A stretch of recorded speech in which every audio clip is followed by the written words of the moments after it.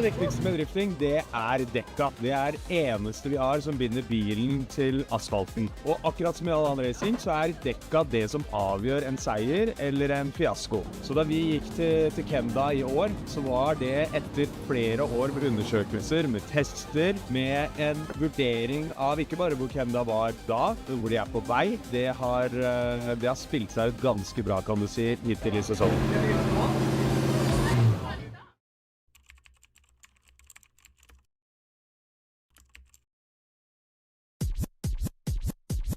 Check this out. Okay.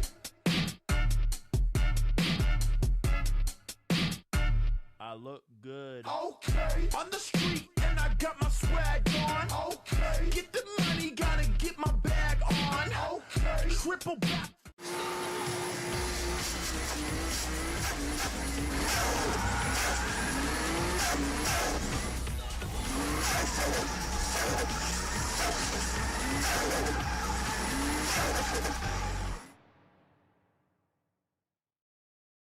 King of legacy, too ruthless, too transcend.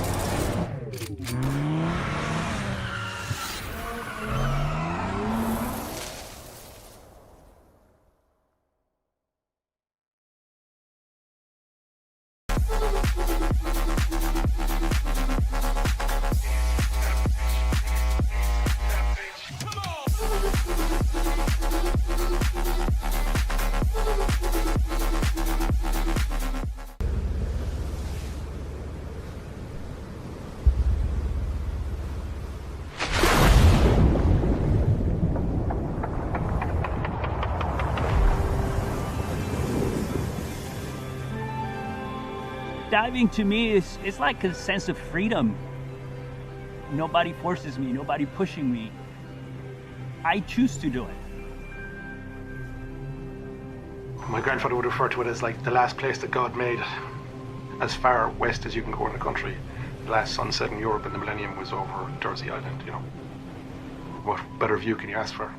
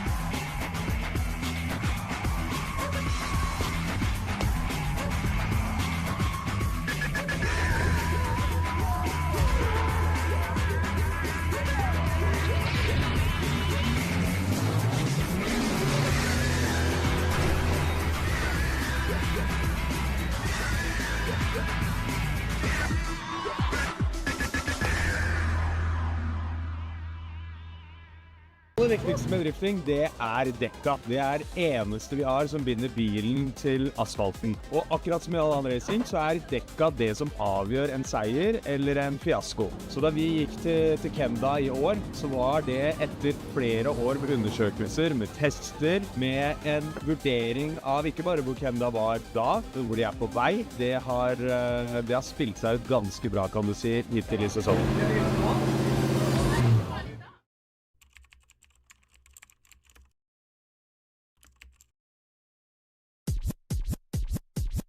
Check this out. Okay.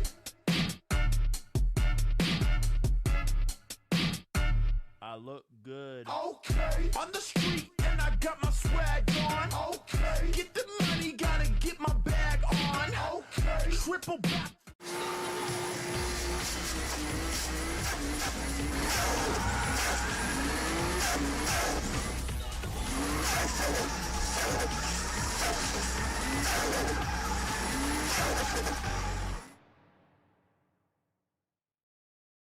King of legacy, too ruthless, too transcend.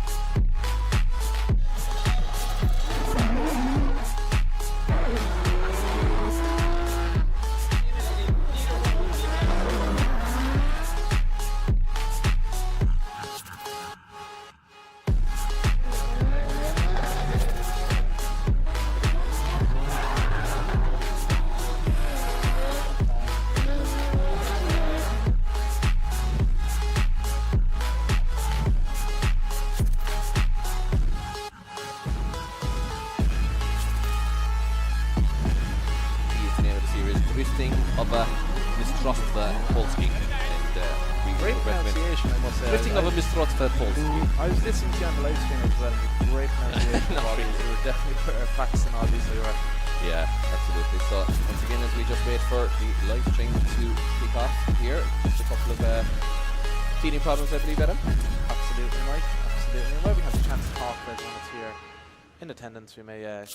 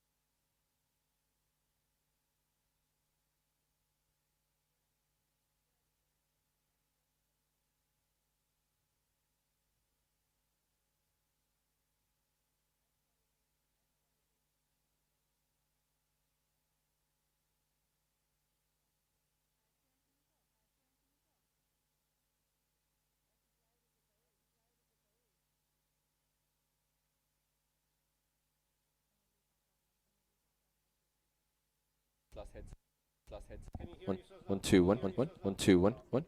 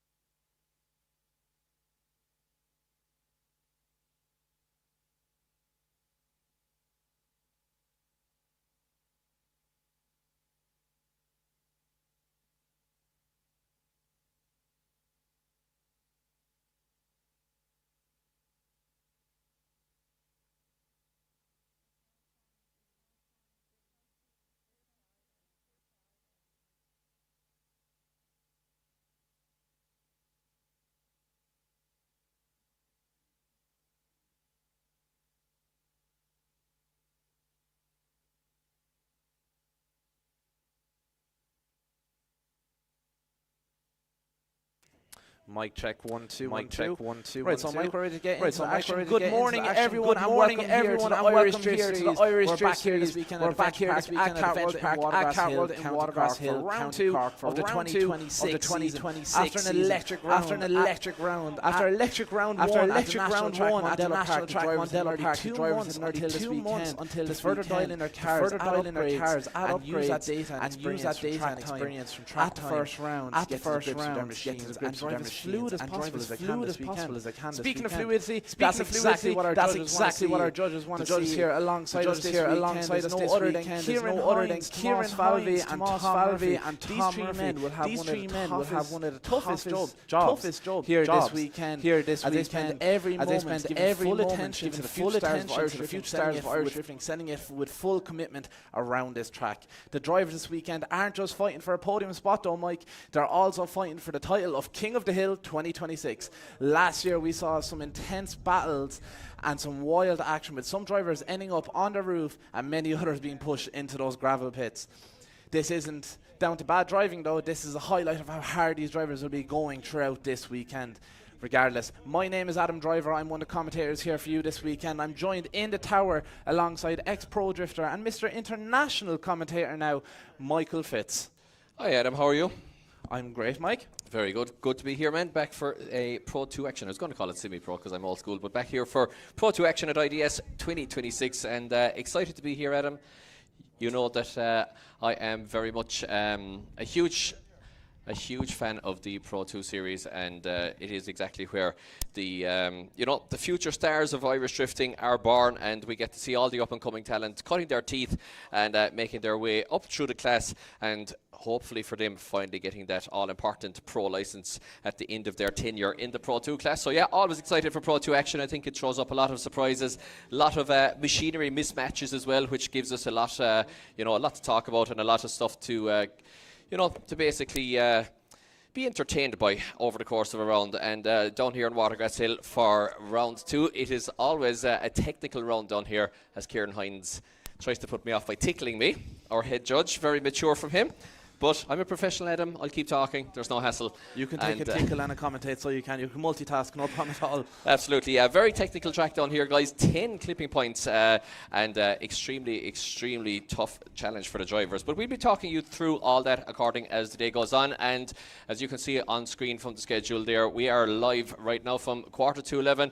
And of course, we go through qualifying first. And then after we have gone through 2 runs of qualifying, non-consecutive runs, we will be set for battle action in top 32, and that is where the action properly kicks off this afternoon here at IDS round 2.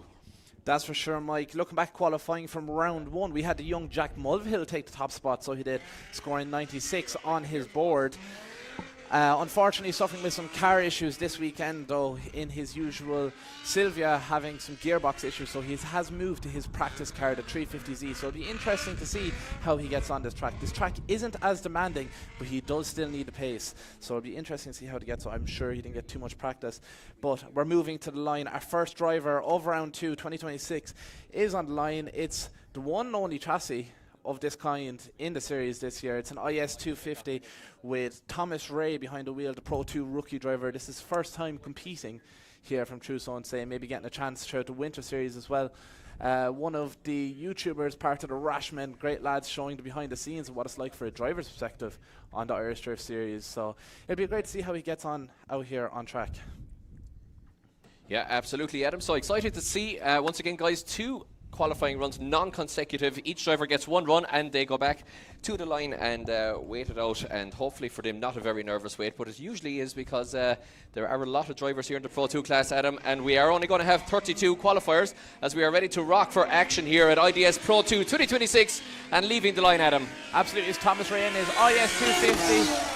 Initiating here through zone 1, looking quite solid already with his front tyres exactly where they're meant to be, but going out wide coming into zone 2, reaching zone 3 absolutely perfectly. Quite a low powered car compared to some of the other cars on the grid this weekend, but he's making it work, so we can hear him clutch kick just about hitting into zone 6 there, Mike, if I can see so, coming into the second tighter hairpin of the track. Thomas Ray pushing around the track, just dropping the tires very slightly there, getting right out to the outer edge of the track. He puts his foot straight on the accelerator and crosses the line. Thomas Ray, our first driver of round 2 here, 2026.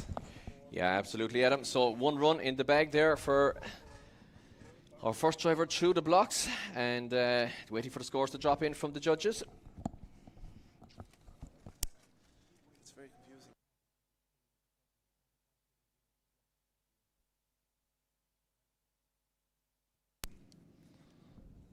So a 48.3 for Thomas Ray, our first car through the blocks, as we hope for Thomas that he gets a better score on the second one. That won't be enough to qualify, Adam.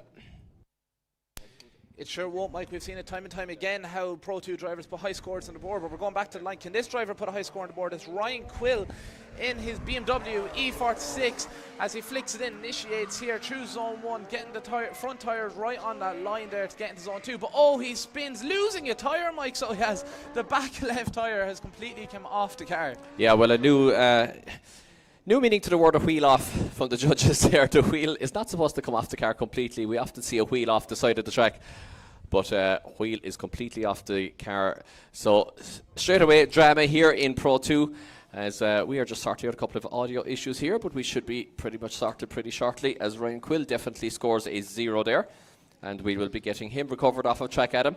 That's for sure, Mike. And while we have this opportunity here as our recovery team head out on track to help Ryan get back in, I'd like to give a huge shout out to our sponsors of this year's series, who's making every bit of it possible.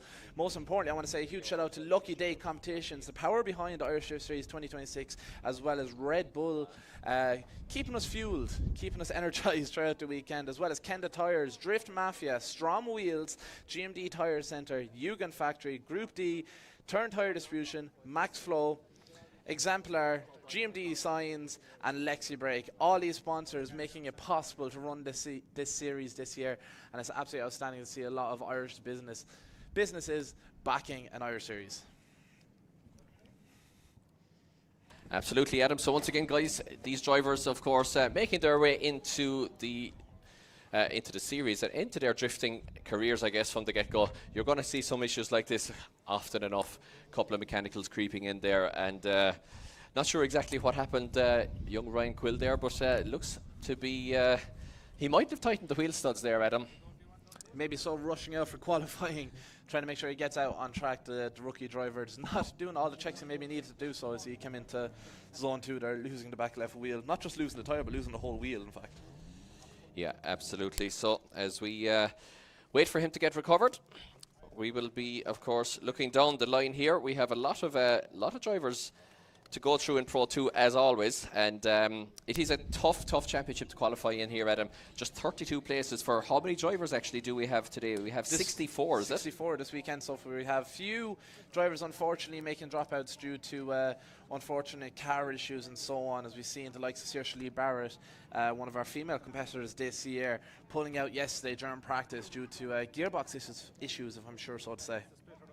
Yeah, or clutch issues even. Clutch issues, my apologies. Yeah, so Saoirse, unfortunately, her mechanical gremlins continuing for her. We are all, of course, egging her on from the sidelines, but unfortunately that car is just fighting her every step of the way this season. And yeah, even though it is an RB box on an RB engine, I'm not sure exactly what's going on there, but not going well for her this year, unfortunately for Saoirse, and hopefully we will see her back for round 3 stronger than ever. And yeah, just getting this car recovered here once again. The wheel coming off. You heard the dropping a wheel, Adam, but this is taking dropping off a wheel more like. Yeah, dropping a wheel. Just getting rid of the wheel. All right, so beautiful morning here. If you are joining us here in Watergrasshill, guys, you're very welcome to IDS Pro 2 rounds 2, and fantastic weather. It's one of the better tracks in the country in the sunshine. One of the worst tracks in the country in the rain, I will say, but in the sunshine, it is a fantastic track. And you know, Adam, we did kind of have to rush the intro there a little bit because of getting a couple of issues sorted. But I think, to be fair, it just gives. I'll try again. This does give us a chance to maybe have a little look at the track and just have a chat about the fact that there are 10 clipping points on this track, Adam. That's for sure, Mike. 10 clipping points, and 10 very technical clipping points as well. As I was in briefing this morning, watching all the drivers pay complete attention to Kieran Hindsley led briefing. One thing the judges really want to see this weekend is fluidity. That's one of the key parts. And if you don't hit zone 1 correctly, it can mess up your whole line for the rest of the track. Not making zone 2, not getting into zone 3 correctly, and having to have a lot of corrections. Losing out on them. Very important championship points as well as your qualification score. Absolutely, yeah. So 10 clipping points for the drivers to navigate. The judges want to see them full throttle up the straight here, absolutely hammering the car through the gears as hard as it'll go up the straight. No sandbagging, no holding back, just full throttle. Then they want to see a nice weight transfer initiation. For qualifying, the track will be open, of course. The drivers can use all of the track for battles tomorrow or later on today, in fact, we will get to that.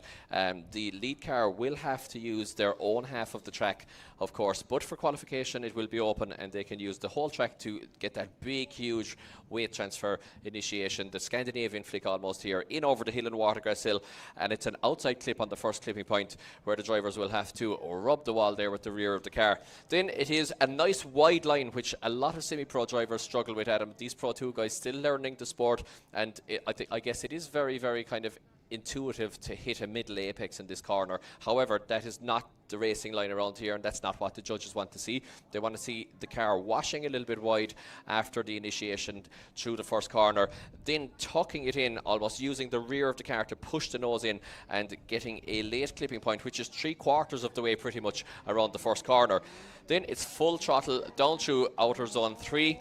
It's a mangy up the straight, full throttle once again through the transition, across the track into zone 4, and then once again a full throttle transition to get them all the way out through 5, and on that perfect outside line around the first tight hairpin which we have here, which takes them around outer zone 6. Once again then it is a full throttle section into a slowing section then into number 7, which takes us into our new uphill section here in the center of the track.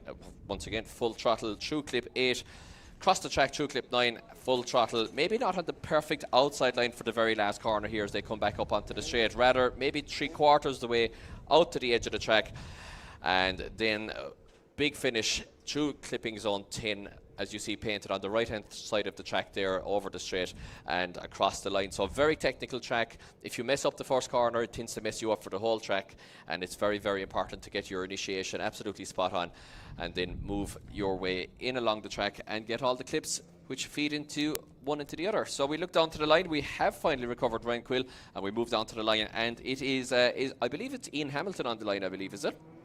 It sure is. Ian Hamilton in his stunning looking A86 Corolla, the only one competing throughout this weekend. As he hear low power cars, he hits it off the limiter, transitions into zone 1, Looks like he's on quite a solid line already here, Mike. A bit shallow there on zone 2, but making it work to get into zone 3 as we see him struggling power-wise there on the back straight. Through 5, a nice outside line into 6. Small bit shallow on it though as he transitions back here now into the second tighter hairpin of the track, quite in the middle of the track, not the outside line where the judges want to see, but he makes zone 7 work absolutely perfectly as he puts his foot back down on the throttle here on the final hairpin and gets across the line.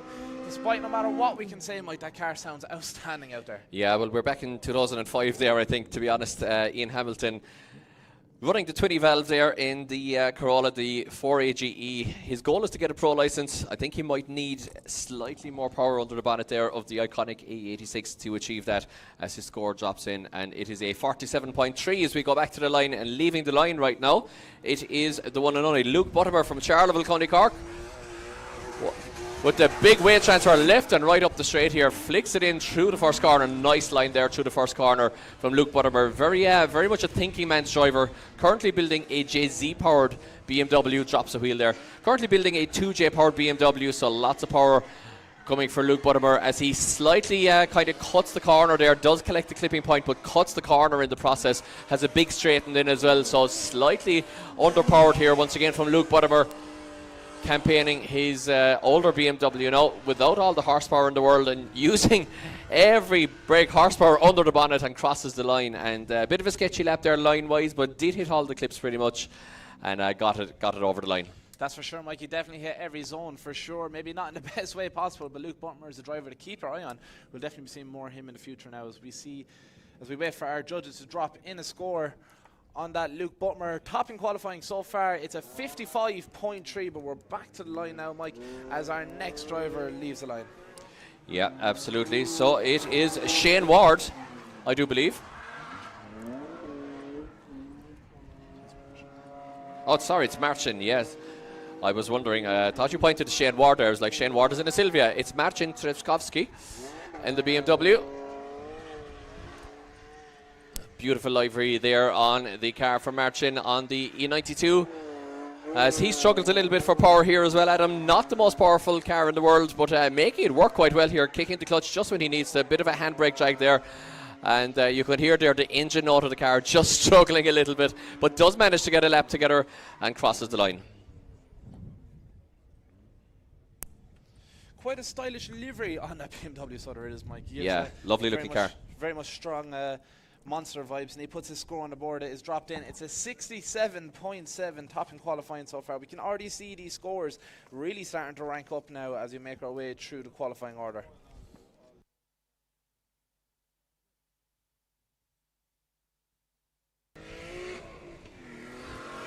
Yes, so this is Shane Ward now in the Silvia. I was wondering.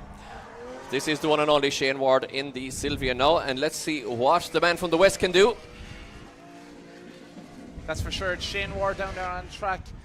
Looks like he's having a bit of struggle there through zone 5 and 6, straightening up, and over rotates on zone 6. Looking like he doesn't have much grip in the back of that car, maybe too high of pressures, expecting it to be more grippy out there. With his new stylish livery on the car for this round, Shane Ward finishing out his last part of his run despite being a 0. Shane Ward unfortunately putting a 0 down from his first qualifying run.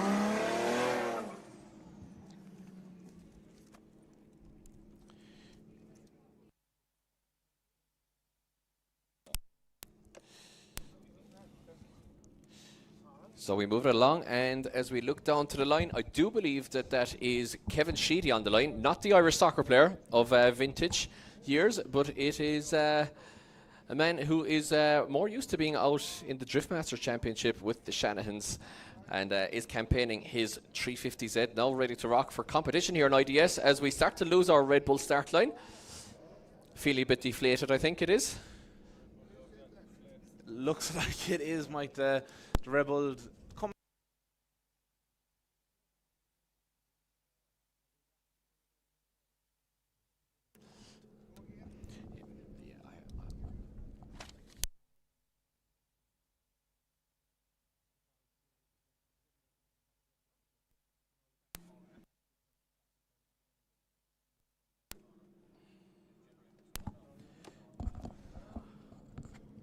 Rightio, so once again, just making sure that our Red Bull Arch won't get caught on the top of the car of Kevin Sheedy there. And definitely getting a bit of wind into its sails again. Red Bull, of course, our title sponsor along with Lucky Day for this year, and very grateful for them as we now do have Kevin Sheedy leaving the line in the very, very now common chassis of the 350Z. Maybe could have been a slight bit further out to the left on initiation, and as a result then Adam does get a little bit caught, doesn't quite make it perfectly through that late line, and grabbing the handbrake there, trying to maintain angle, Adam. That's for sure. A big drag of the handbrake there into 5, which will be deducted points on, but he's doing his best to put that stock power 350Z around this track. A lovely wide line now from Kevin as he goes into zone 8 and comes up to the final hairpin through zone 9. Nice and wide, puts his foot right down on the accelerator, clutch kick across the line. So not Mike, debating the circumstances that he has at the moment with low power and so on, he's going quite well. Yeah, absolutely. Yeah, I mean, once again, this is the championship where people learn the trade, and you're going to see a lot of, you're going to see a lot of corrections and mistakes. We are in reverse championship order as well, guys. So bear that in mind, that the people who might have just come in for round 2, or the guys who didn't get on quite so well at round 1, will be running first, and of course we will be then getting up to the championship contenders as qualifying goes on, as we move it along to Darren Galvin, the Pro 2 rookie. Sure is, the man from down south, not too far away from here, in his BMW, more modern chassis, so it is pushing around the track, looking a lot more fluid than he did throughout round 1, as he puts a nice wide line down to go through zone 5 and into 6, just through the middle of zone 6. We would like to see him swap a bit deeper. Can he do so for the rest of the zones? Not too deep into each zones yet so far, Mike, but he is looking quite consistent, so he is fluid is definitely a word I would use to describe this. Maybe not the ideal line, but is that down to power? We'll have to find out. Yeah, the 33-year-old from Killarglen in County Kerry making the spin down to East Cork here, as we wait for the score to drop in, and it's a 61, I do believe, for Darren Galvin. 61. That's for sure. We'll go back to the previous drive before that, Kevin Sheedy, getting a 65.3 on the board, putting himself in the second place at the present moment. Room to improve on his second run. Will he be able to do so? Well, we will see in a second. Once again, reverse championship order, 2 qualifying laps per driver as he leaves the line once again in a 350Z. Sure is Simon Osborne, another one of the rash men out here this weekend, competing for the first time this year, giving a go at drifting. Quite a consistent line so far, a bit scrappy through zone 1, 2 and 3, but he's making it work. So he drags on the handbrake, just dabbing it to keep that car at angle into zone 6, small bit shallow on it as he transitions now into the first high hairpin on the course. Clutch kicking, getting up that hill. Will he become king of the hill this weekend? I'm not too sure, but he's out there on track, lovely and wide there through zone 9, and keeps it that way through the final zone on the track. So just a score of 40 dropping in there, 4-0 for Simon Osborne. Once again, guys, the scores will start heating up as we get up through the reverse championship order. The top championship guys will be last to run in qualifying. So once again, these guys are maybe the rookies or the guys who haven't gotten on so well, not qualified in round 1, as we move on to a high-powered 350Z in the hands of Edgar Linus, Adam. That's for sure. The eldest driver on our grid here this weekend. A very nice man, gentleman in the pits. Getting time to dial in this car since round 1. You can see Edgar Linus pointing down. Quite a solid run so far. Very straight on the back line though, with a drag of the handbrake to get the car back and out. Completely missing zone 6. He was looking so positive at the start, but not so much here. He will be deducted quite a lot of points for this. Edgar Linus clutch kicks that 350Z up the hill into zone 9 here now and gets out nice and wide for the final zone, keeping on as much angle as possible. Edgar Linus crosses the line. Yeah, all the power of that 350Z.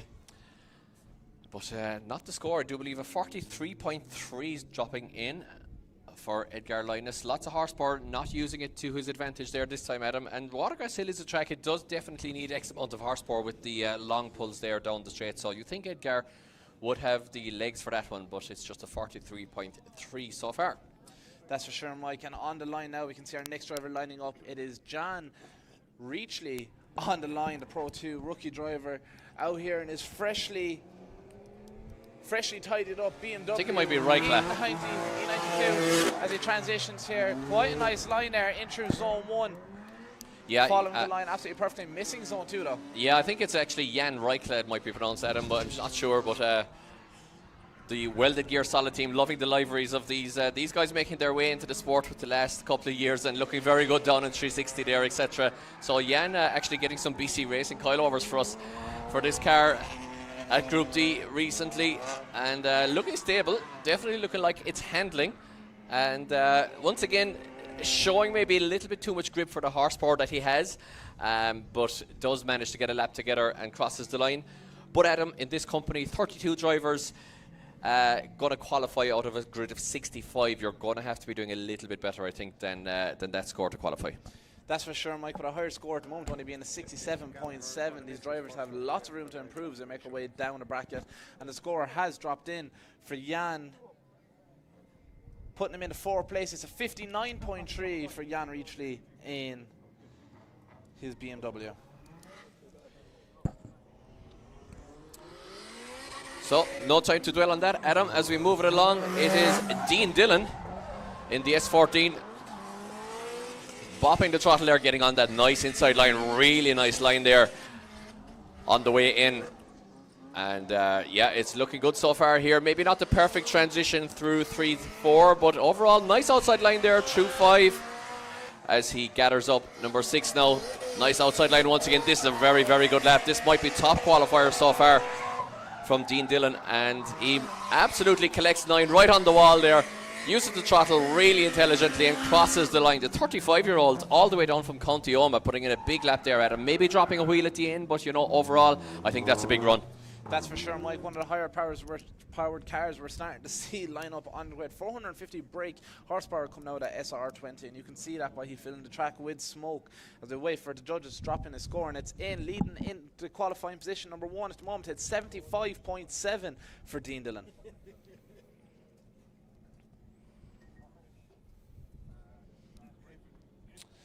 Next up on the line, Mike, should be TJ Toomey, the Pro2 rookie driver. In his BMW E46, he comes out here the top straight of Watergrasshill, flicks it in, nice flick from TJ, getting into zone 1, lots of angle there. Will he be able to keep the momentum and get into zone 2? He does so, nice positioning on the track so as well. Can he make the transition on the back straight? He does, just dropping a tyre just a small bit, and again coming into 5, and it all goes pear-shaped there, coming into zone 5, missing 5 and 6, but he's not letting that ruin it. He's getting back out there and he's putting out a wide line to finish out his run through zones 8, 9, and as he goes wide there to get into zone 10. TJ Toomey getting his first qualifying run over the line.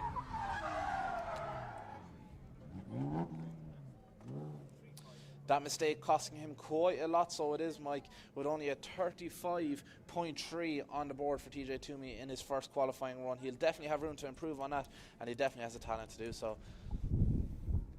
Yeah, absolutely. So not a big, not a lot of big scores dropping in so far. Dean Dillon leading qualifying by quite a way with a 75.2. But once again, guys, we will have all the bigger, higher finishing drivers from round 1. All the big hitters going to go through yet, and we move it along. And it is Sean Finnell, the madman here.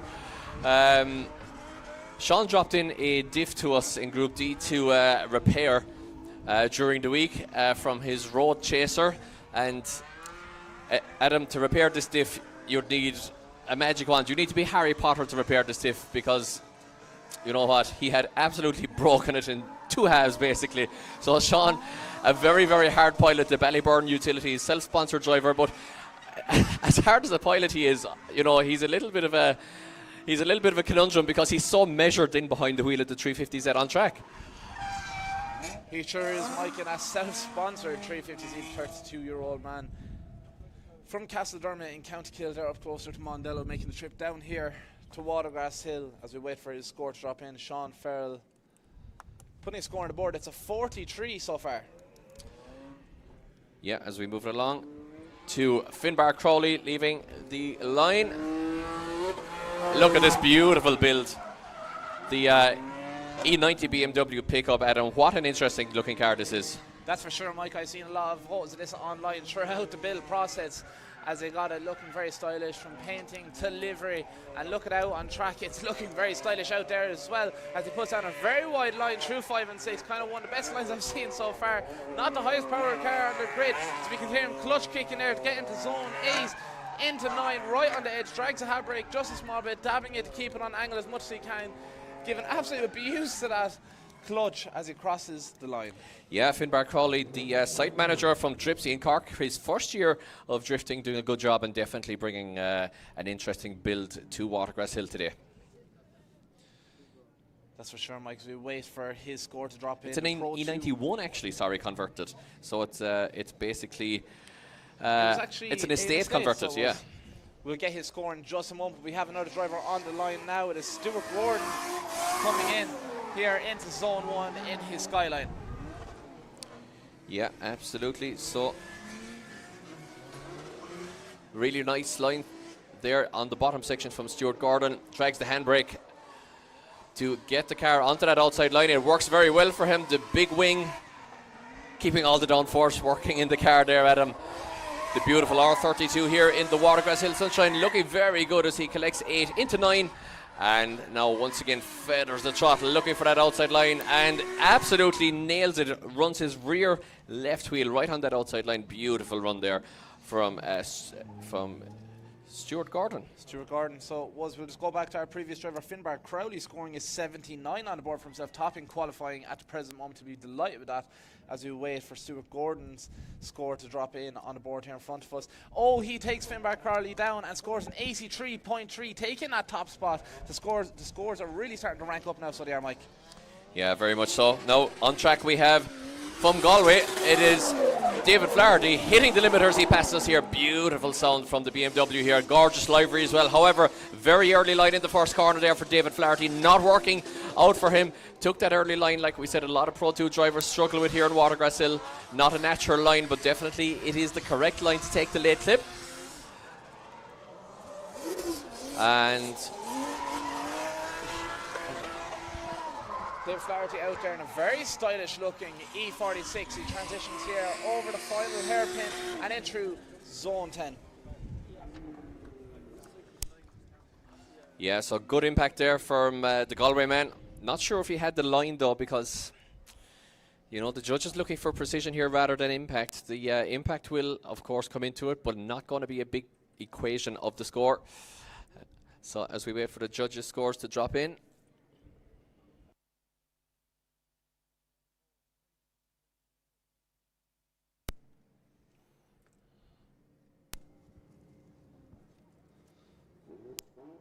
That's for sure, Mike, as David Flaherty's score drops in, putting him into 6th position. The Pro2 driver scoring a 64.3 for himself on his first qualifying run.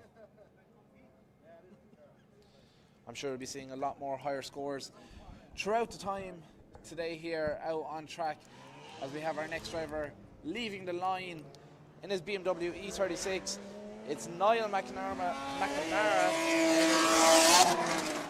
Pro2 rookie driver initiates here into zone 1, putting his front tyre right on that line and getting into zone 2, using every bit of power to try transition and get a wide line on that back straight through 5 and 6. Lovely and wide there, not too much angle, but making it work. Quite fluid so far here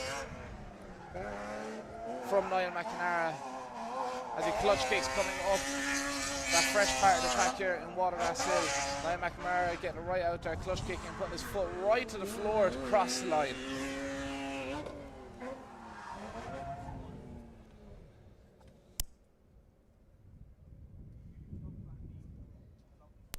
And his score drops in, putting him into 8th position. It's 61 on the board for Niall McNamara. Struggling to say that today, so I am. 61 on the board. Quite a solid score so far, but we have our next driver leaving the line. It's a very stylish car here, so it is, Mike. Stephen Wills, as there's a huge flick into zone 1. Loads of angle here, going very wide though, off the line. The judges want to see into zone 3. Transitions here, using every bit of power in that car. As you can see him burning rubber, creating lots of smoke into zone 6 here, taking the outside line. A bit sketchy so far up to this point, but will he tidy it up? Looks like he does so, just a small bit into zone 7 there. Small bit of a slowdown though, diesel. and in through 9 on the outside line to get through into zone 10.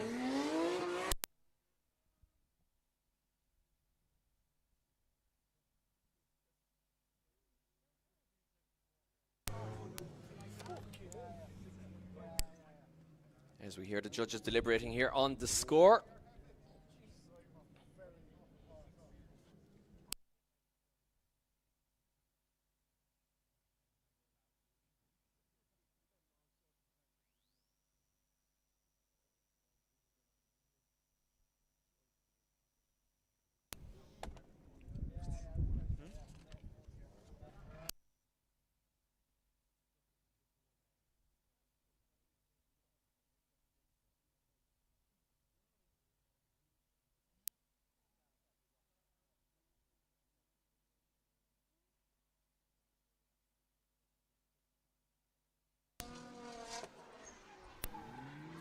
I've experienced a few technical difficulties here. I'm pretty sure it's Chris McConnell down on the line there. Out on track, pushing that stock power Nissan 350Z around track. Plenty of clutch kicks, trying to get into every zone as best as he can. He transitions here now into zone 9. Clutch kicking it, putting his foot straight to the floor, touching metal and crosses the line into zone 10. Struggling there on the initiation coming into zone 1.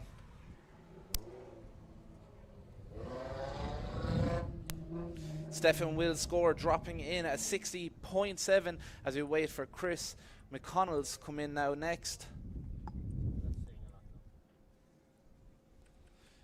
Chris McConnell putting the score on the board at 32. Quite a low score, but we'll have to see how he gets on in his second one.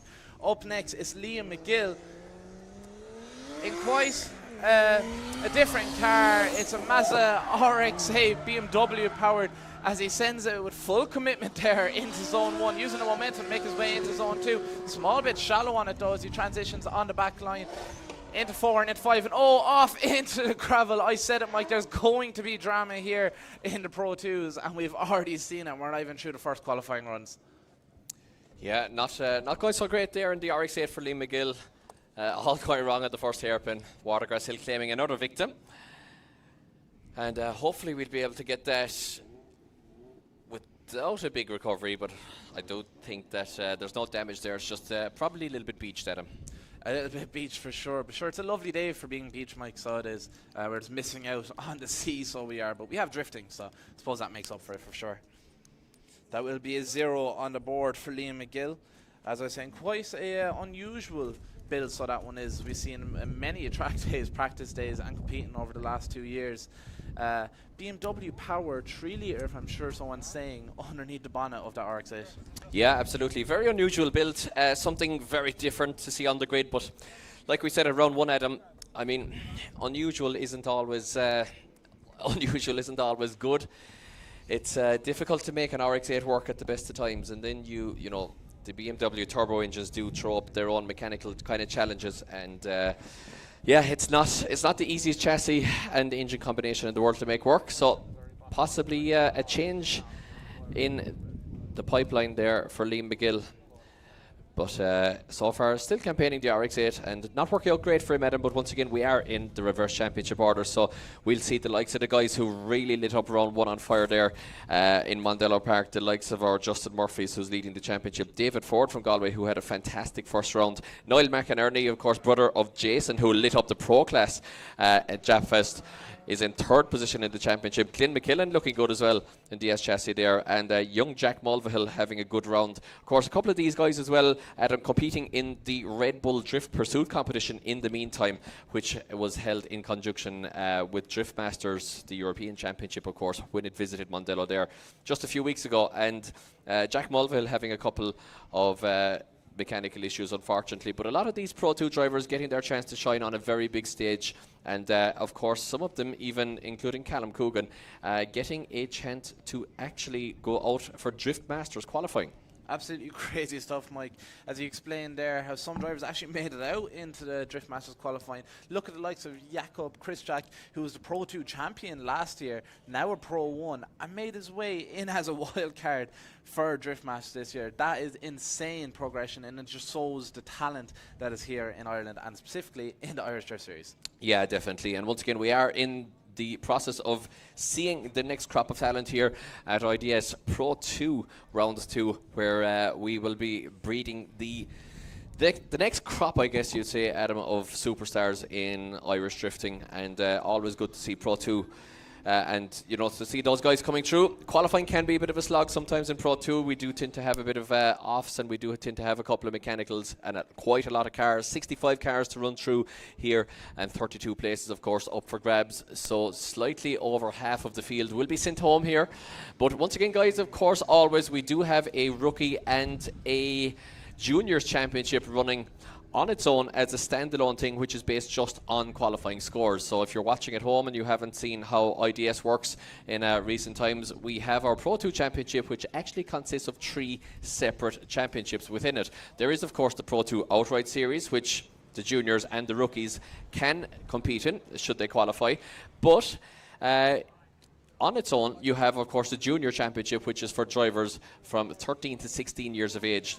Now, their championship is based, once again, just on qualifying scores, and basically, if they are the highest qualifying junior driver from 13 to 16 years of age, they will collect maximum points for the junior championship, and should they qualify in the top 32, they also go on to compete in the Pro 2 class outright. Then the rookie championship is for first-time drivers who have not competed before, or also drivers who have never qualified for a twin battle. So if it's your second year competing, for instance, and you didn't actually make the top 32 in the year before, you are still considered a rookie driver. Once again, this is based on qualifying scores alone, and it just basically gives the drivers a chance, you know, the young drivers a chance and the rookies a chance to basically compete in their own championship, have their own podium, fight for their own glory, and also gives them the chance to progress into the Pro 2 Championship outright. I think we might have seen this was Jake Davies, still a junior driver last year. He sure was. Yeah, so he won the championship outright, so a junior driver actually won the Pro 2 Championship outright.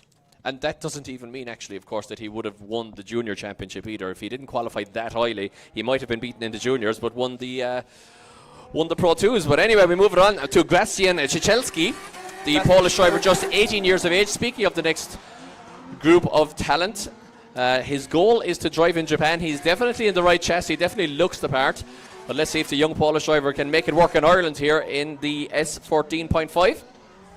That's for sure, Mike. 1JZ underneath the bonnet of that car. No exact horsepower on it, but I'd imagine it's anywhere from 300 up as he puts down a lovely wide line here through the second hairpin, making his way up the hill. Grosjean looking very, very strong here, starting to fill the place with smoke. This is where things are starting to change, Mike. We're going to start seeing very high scores coming in from here. Yeah, Gracian Ciechelski looking very good there behind the wheel in the S14. A great score. 1JZ power set up there by Kieran Stack, my good friend. So any handling issues, probably Kieran's bad setup, but look, he drove around them, Adam. He drove around the problems there in the handling because of Kieran's Stack setup with the V3 B-knuckle there, the Naoki Nakamura kit. So very Japanesey here from the Polish driver. And do we have a score? We sure do. It's 83 on the board, just missing out on that top spot by 0.3 of a score. We're going to move on to our next driver now. It's Alan Connaughty in the lemon style S15, initiating here over the hill. Look at the angle, Mike, on this. Alan is always a very stylish driver, a very stylish person in the pits. Great character as well, as we see him here looking very fluid, transitioning with lots of angle. Oh, does he lose it? He doesn't. He just about keeps it. Insane stuff here from Alan. Yeah, it just looked like he caught a little bit of grip on the rear there. Didn't get the car, didn't get the rear wheel spinning, just to keep it absolutely fluid there in terms of the style points, and ran him a little bit off track as well. But it's all coming back together here, as I can hardly hear myself think. Guys, the mics will be picking up that absolute crazy engine note there from Alan Connaughty. But overall, a good run there. That's for sure, Mike. I can overhear our judges slightly chatting about a few small mistakes. This just shows how much detail they're going into when giving scores for all these drivers. But Alan Connaughty, the man from County Cavan, an air tool assembler, it's his 4th year competing this year. What score does he put on the board? Put himself into 3rd position. It's 82 on the board for Alan Connaughty. Yeah, good run there from Alan with the SR20 there, the lemon style drift, and 11-0 motorsport cars. Always looking great on track, and a great score as well. As we move it along, it is Sean Farrell now leaving the line. It sure is Sean Farrell in his E36. a ready 36, a very stylish looking one as well. I'm sure this livery is fairly new as well. If so, I'm correct in saying missing zone 2 there, but keeping it nice and wide to get into zone 3, using every bit of power left in those gears to get right out there to the edge of zone 5 and into 6. Bit of a flick on the handbrake there to push out more angle. Through here into zone 7, up the hill, in through to 8, dropping a tyre there just before zone 9. Putting his foot to metal there as he crosses the line in through zone 10.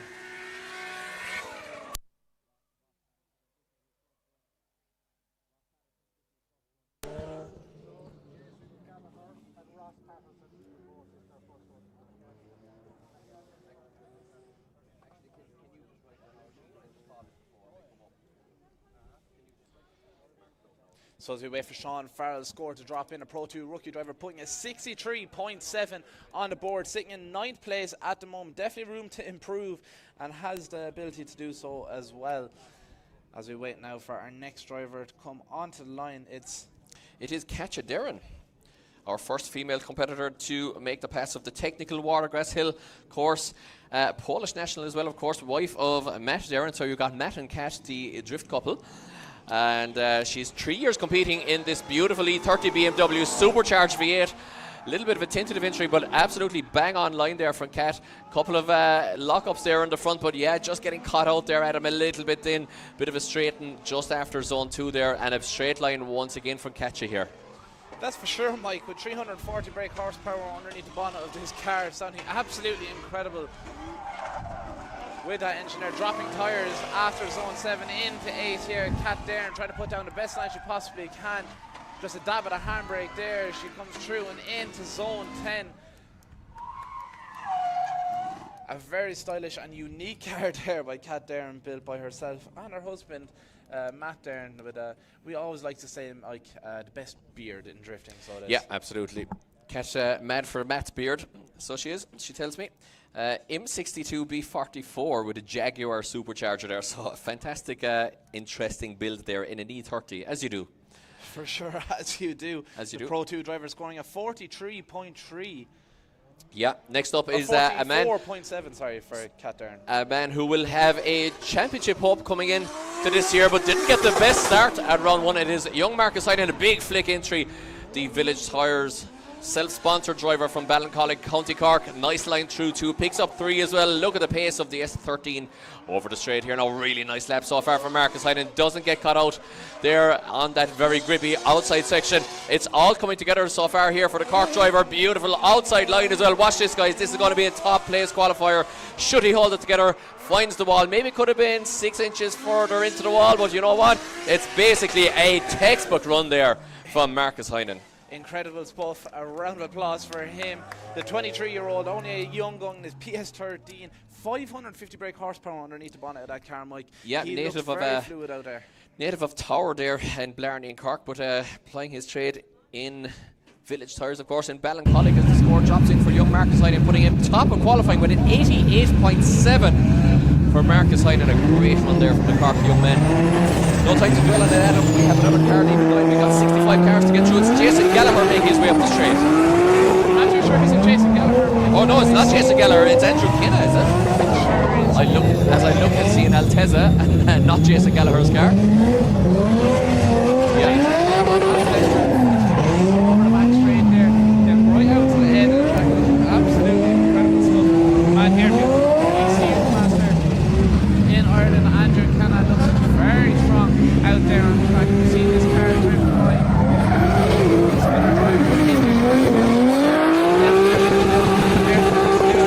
It's incredible on the limiter over the line.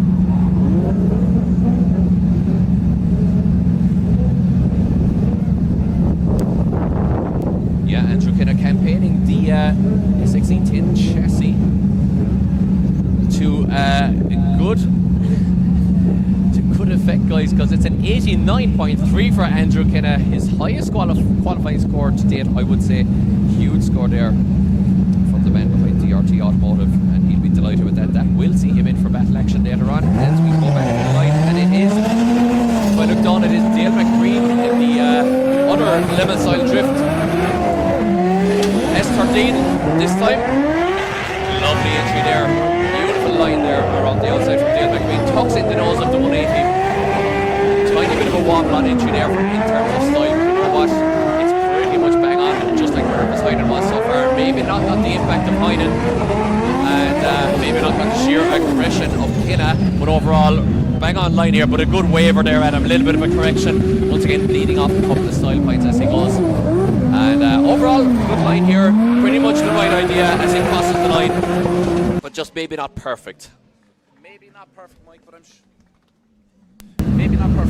sure it's going to put a solid score on the board. Looking very stylish out there. One of 3 levels of cars seems to be there. They'll really put a score on the board. Third position, 86.3. Quite a solid score at the moment. Yeah, good score to get on the board. He'll be happy with that one as well. Some of the guys working up the really solid scores. I mean, will be looking to put in a very solid score. No, it is Nathan Corcoran, a man who has sank his heart and soul into this car. And you know what? It's gone well sometimes. We've seen it on the podium here actually last year in the hands of David Garvey. Maybe not quite so well in the hands of Nathan at times, but he's improving round on round. Did miss clipping zone 2 there, but looking good for the rest of the course so far. Maybe could be a tiny bit wider on the outside there, but generally the right idea from Nathan Corcoran. He's going to be a bit happier here, Adam.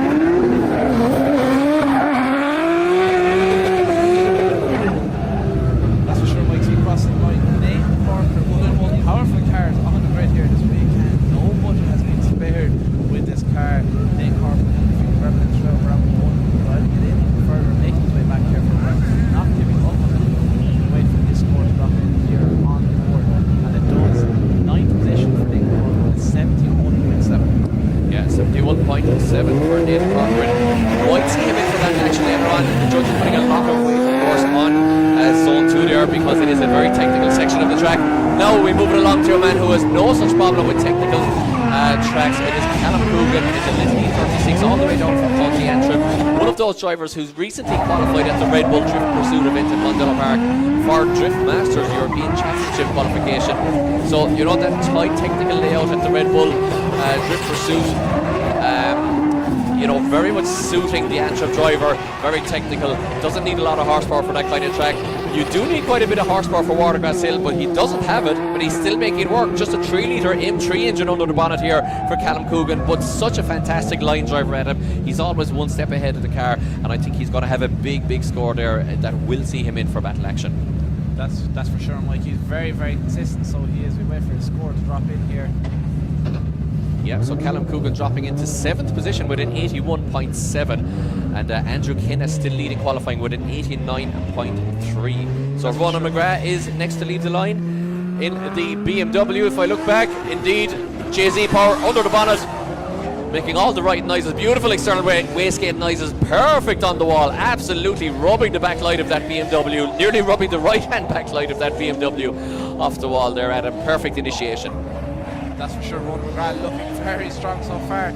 A lovely line right out to the end of the track through every zone as he transitions here through the second hairpin, coming up the hill. Small bit of a wobble there after zone 7 into 8, but makes it work really deep, close to the wall there on zone 9. Puts his foot to the floor, crosses the line. Ronan McGrath putting on a standing run, Mike. Yeah, good score there. I hear the judges you know, being pretty positive about that one, and it is a great score for Ronan McGrath. He'll be delighted with this one. It has a couple of tough runs behind him, but it is an 86.7 for Ronan McGrath, dropping him straight into 3rd position, and he will see battle action for that one as well later on. Now we move it down to the line once again. It is Niall Looney leaving the line. It sure is, Mike. In another Altezza or Lexus chassis, I'm not too sure. As I see him come over here, quite wide there into zone 2, trying to use all the momentum to get himself downhill here, as well as doing it on the back line here. Oh, lots of angle. Is he losing it? He does, unfortunately, Mike. Yeah. Maybe not all the power in the world what he needs for this track, but he's trying to use that momentum. Unfortunately, did not work out on initiation into zone 5 there. Yeah, it is going to be a 0 there for Niall Looney. You have to keep drifting, them's the rules. So we move it along to the next driver, and I do believe it's David Richards who should be on the line. It sure is. The man from Kerry. I see him quite a lot up in 360 Motorsport, getting practice in, always dialing in that car, and does drifting for fun. He doesn't just go drifting for competitiveness. So I'm sure this weekend all he wants to do is have a bit of crack, enjoy the company around the place here. How's he going to do as he puts out his first qualifying one? David Richards there initiating zone 1, getting into zone 2. Quite solid on the line here so far for David Richards. Into 3, not the most powerful car here on the grid. No turbo, no supercharger, just 3 litres. He's going to lose it here on zone 5 and 6. He does it. Absolutely outstanding from David Richards as he makes his way here right on the outside line, maybe struggling power-wise there into 8. Dave Richards looking very strong here as we can see him burning rubber off the back of that car. Puts his foot to the floor, kicking that clutch to get across the line. David Richards, absolutely outstanding stuff. Yeah, a very intelligent run. Very intelligent run there from Dave Richards. Not sure if the judges are going to say that it was a mistake and he was hanging on for dear life on the first hairpin around 5 and 6, or whether he really used the momentum to his advantage, but I think they're going to like it overall. Yeah, and it's Dave Richards' 9th position with an 81.3, so he'll be happy with that. Again, there's 32 places for 65 drivers here, guys, so it's going to be a high cut-off point, but I think that might see Dave Richards in for battle action after his first run.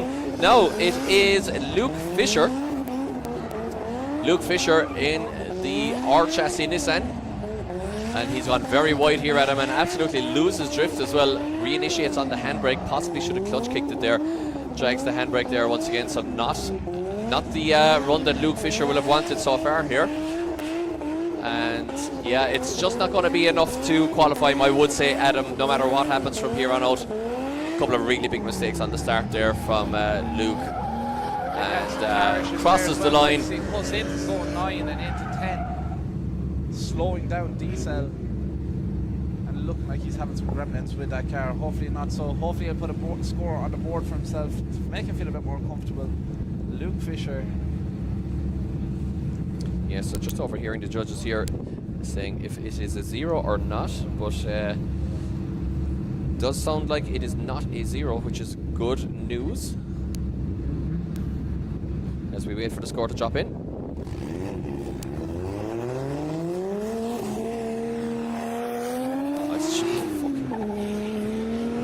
Right, ready to rock. Once again, it is Ryan Nally, just to call the score there. Luke Fisher with a 29. Ryan Nally out on track now as we see the fantastic drone shots here live to the judges. And Ryan Nally now very much on the inside of the track there. Didn't get onto that outside line exactly as the judges wanted to see. The Des Nally sponsored beautiful S13 Sylvia. Uses the handbrake nicely on the wall there and full throttle and crosses the line.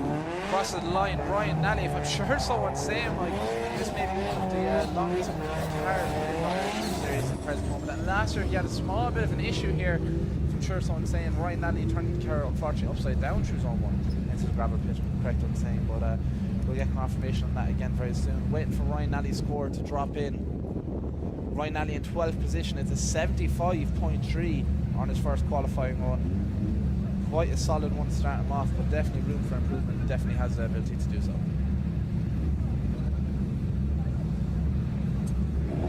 As we're through our first 40 drivers of qualifying on the first course, we have one only Kieran Lynch, the Cork man himself, Pro2 driver, coming over the hill here in 180SX. I was speaking to him earlier on, said he is feeling very, very comfortable out there on the track. Last year having a bit of a bump, getting knocked out by Francis Hines due to a collision, as we see him there struggling through zone 2, hopefully not dealing with any car gremlins.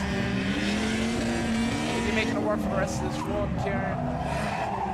He sure is, getting right out to the hour edge from zone 8 and into zone 9. Kieran Lynch pushing out 180 across the line, hitting off the limiter. I'd say that may have been quite a solid score for Kieran Lynch, unfortunately, just without that error there going into zone 2. Definitely affected the score quite a lot. Kieran Lynch putting a score on the board, 21st position, 59.7 for Kieran Lynch on his first qualifying run.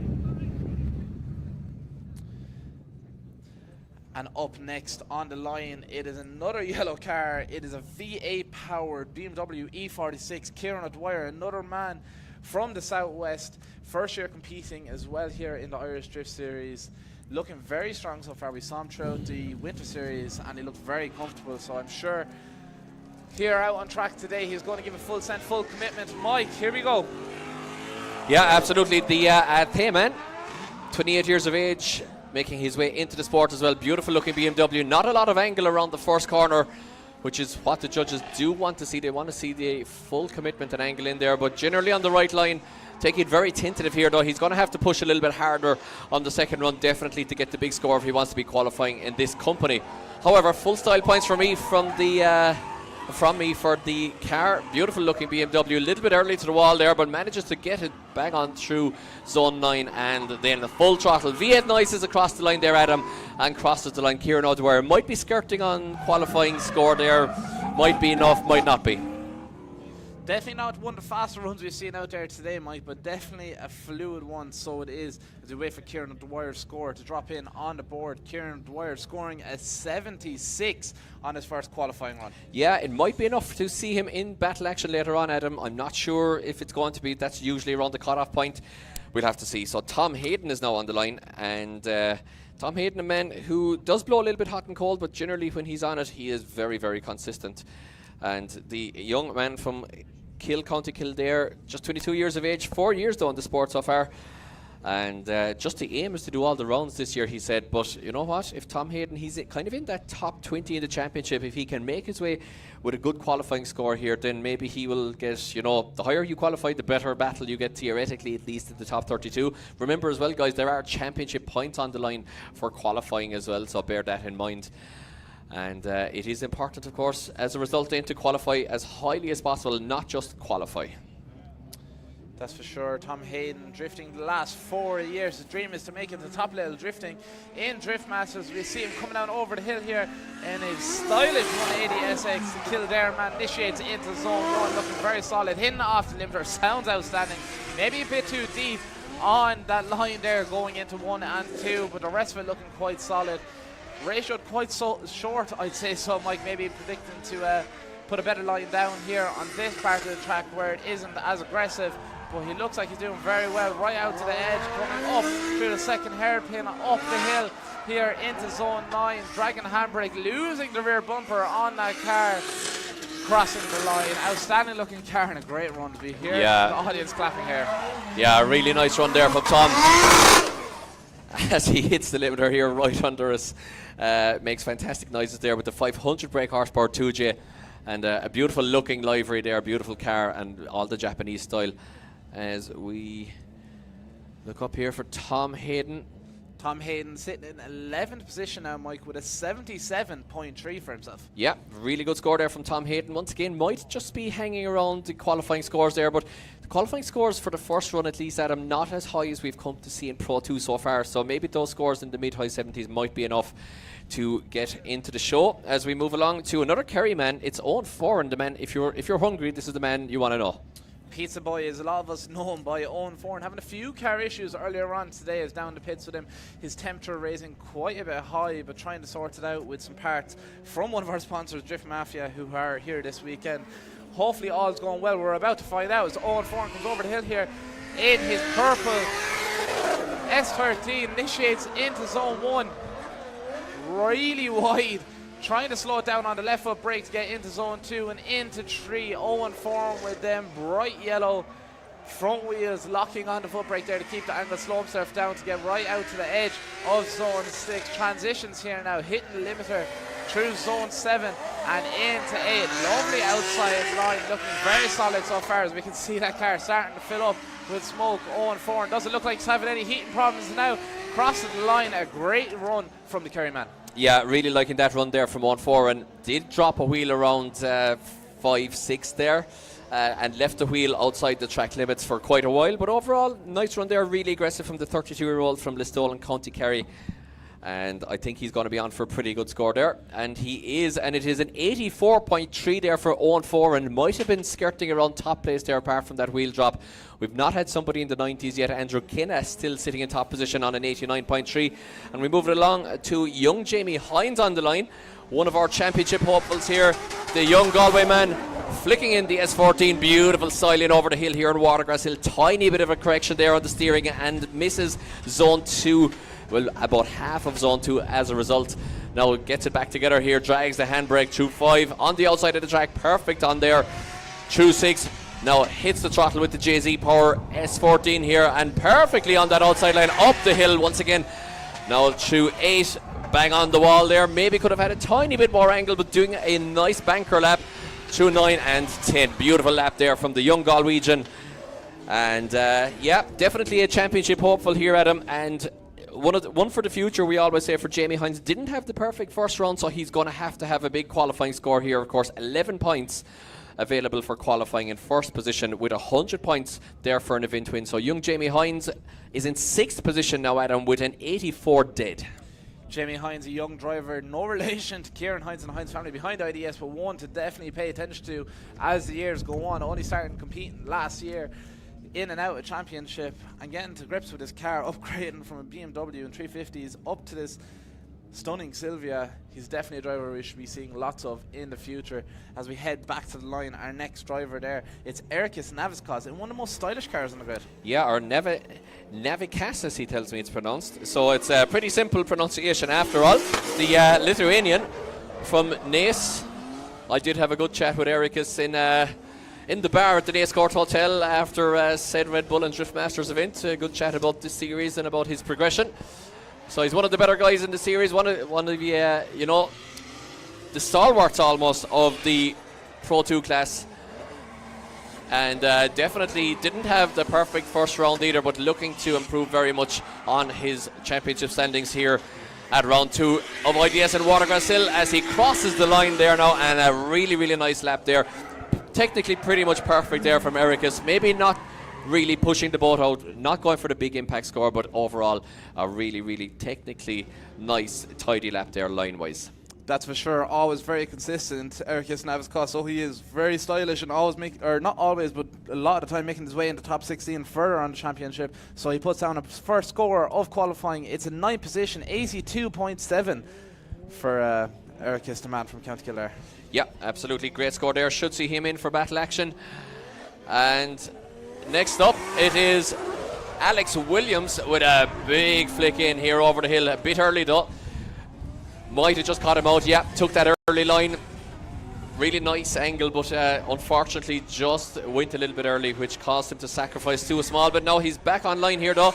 Comes away a little bit early from 5 as well, as he rotates it back around now through 6 on that perfect outside line. Beautiful scenes here in Watergrasshill for round 2. Pro 2 action. A little bit tentative on the wall there as well from Alex, but overall kicks the clutch and crosses the line with a good lap.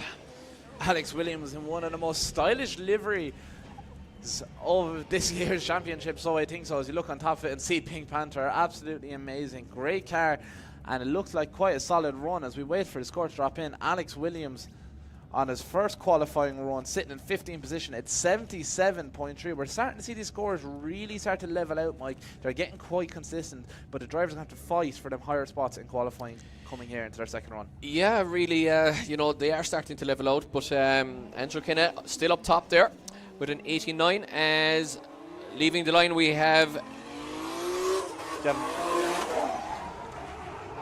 Gavin Skehan from Ballina in County Tipperary with the beautiful 1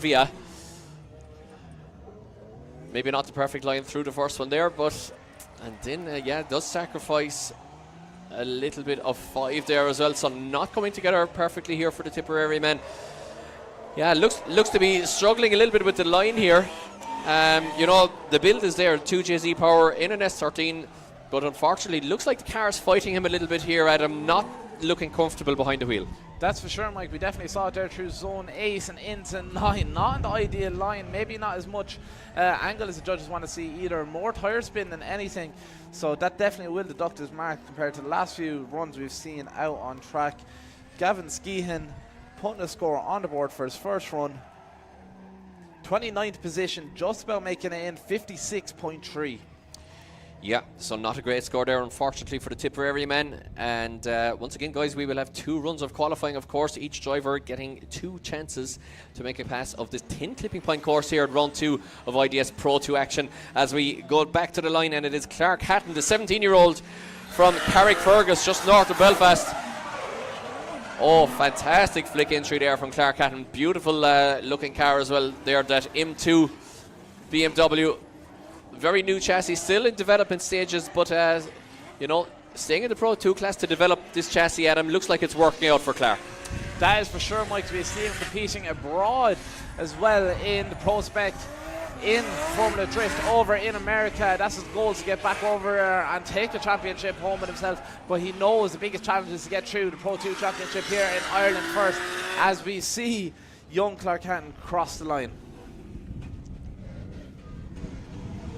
Clark Hanton always very consistent on his run, so we do the Pro 2 driver getting his first score down. It's in 7th position. It's an 83.7 for Clark Hanton. Yep, the young Carrick-Fergus man there getting it together and getting himself a score which will see him good for battle action, I would say, as we look down to the line.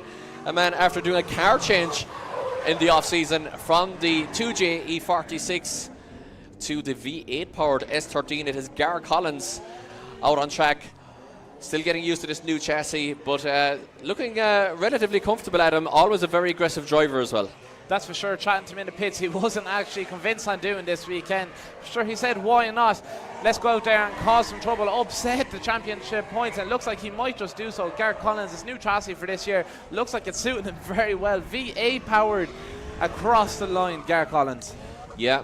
Little bit of a little bit of a surprise that he changed chassis. I thought the 2J E46 suited him very well, the aggressive driving style, but fancying the Japanese chassis there, and yeah, looking good there. Let's see when his score drops in, and it is 14th position for Gar Collins with an 80 dead, so 14th for the Bruff man from County Limerick with an 80 dead.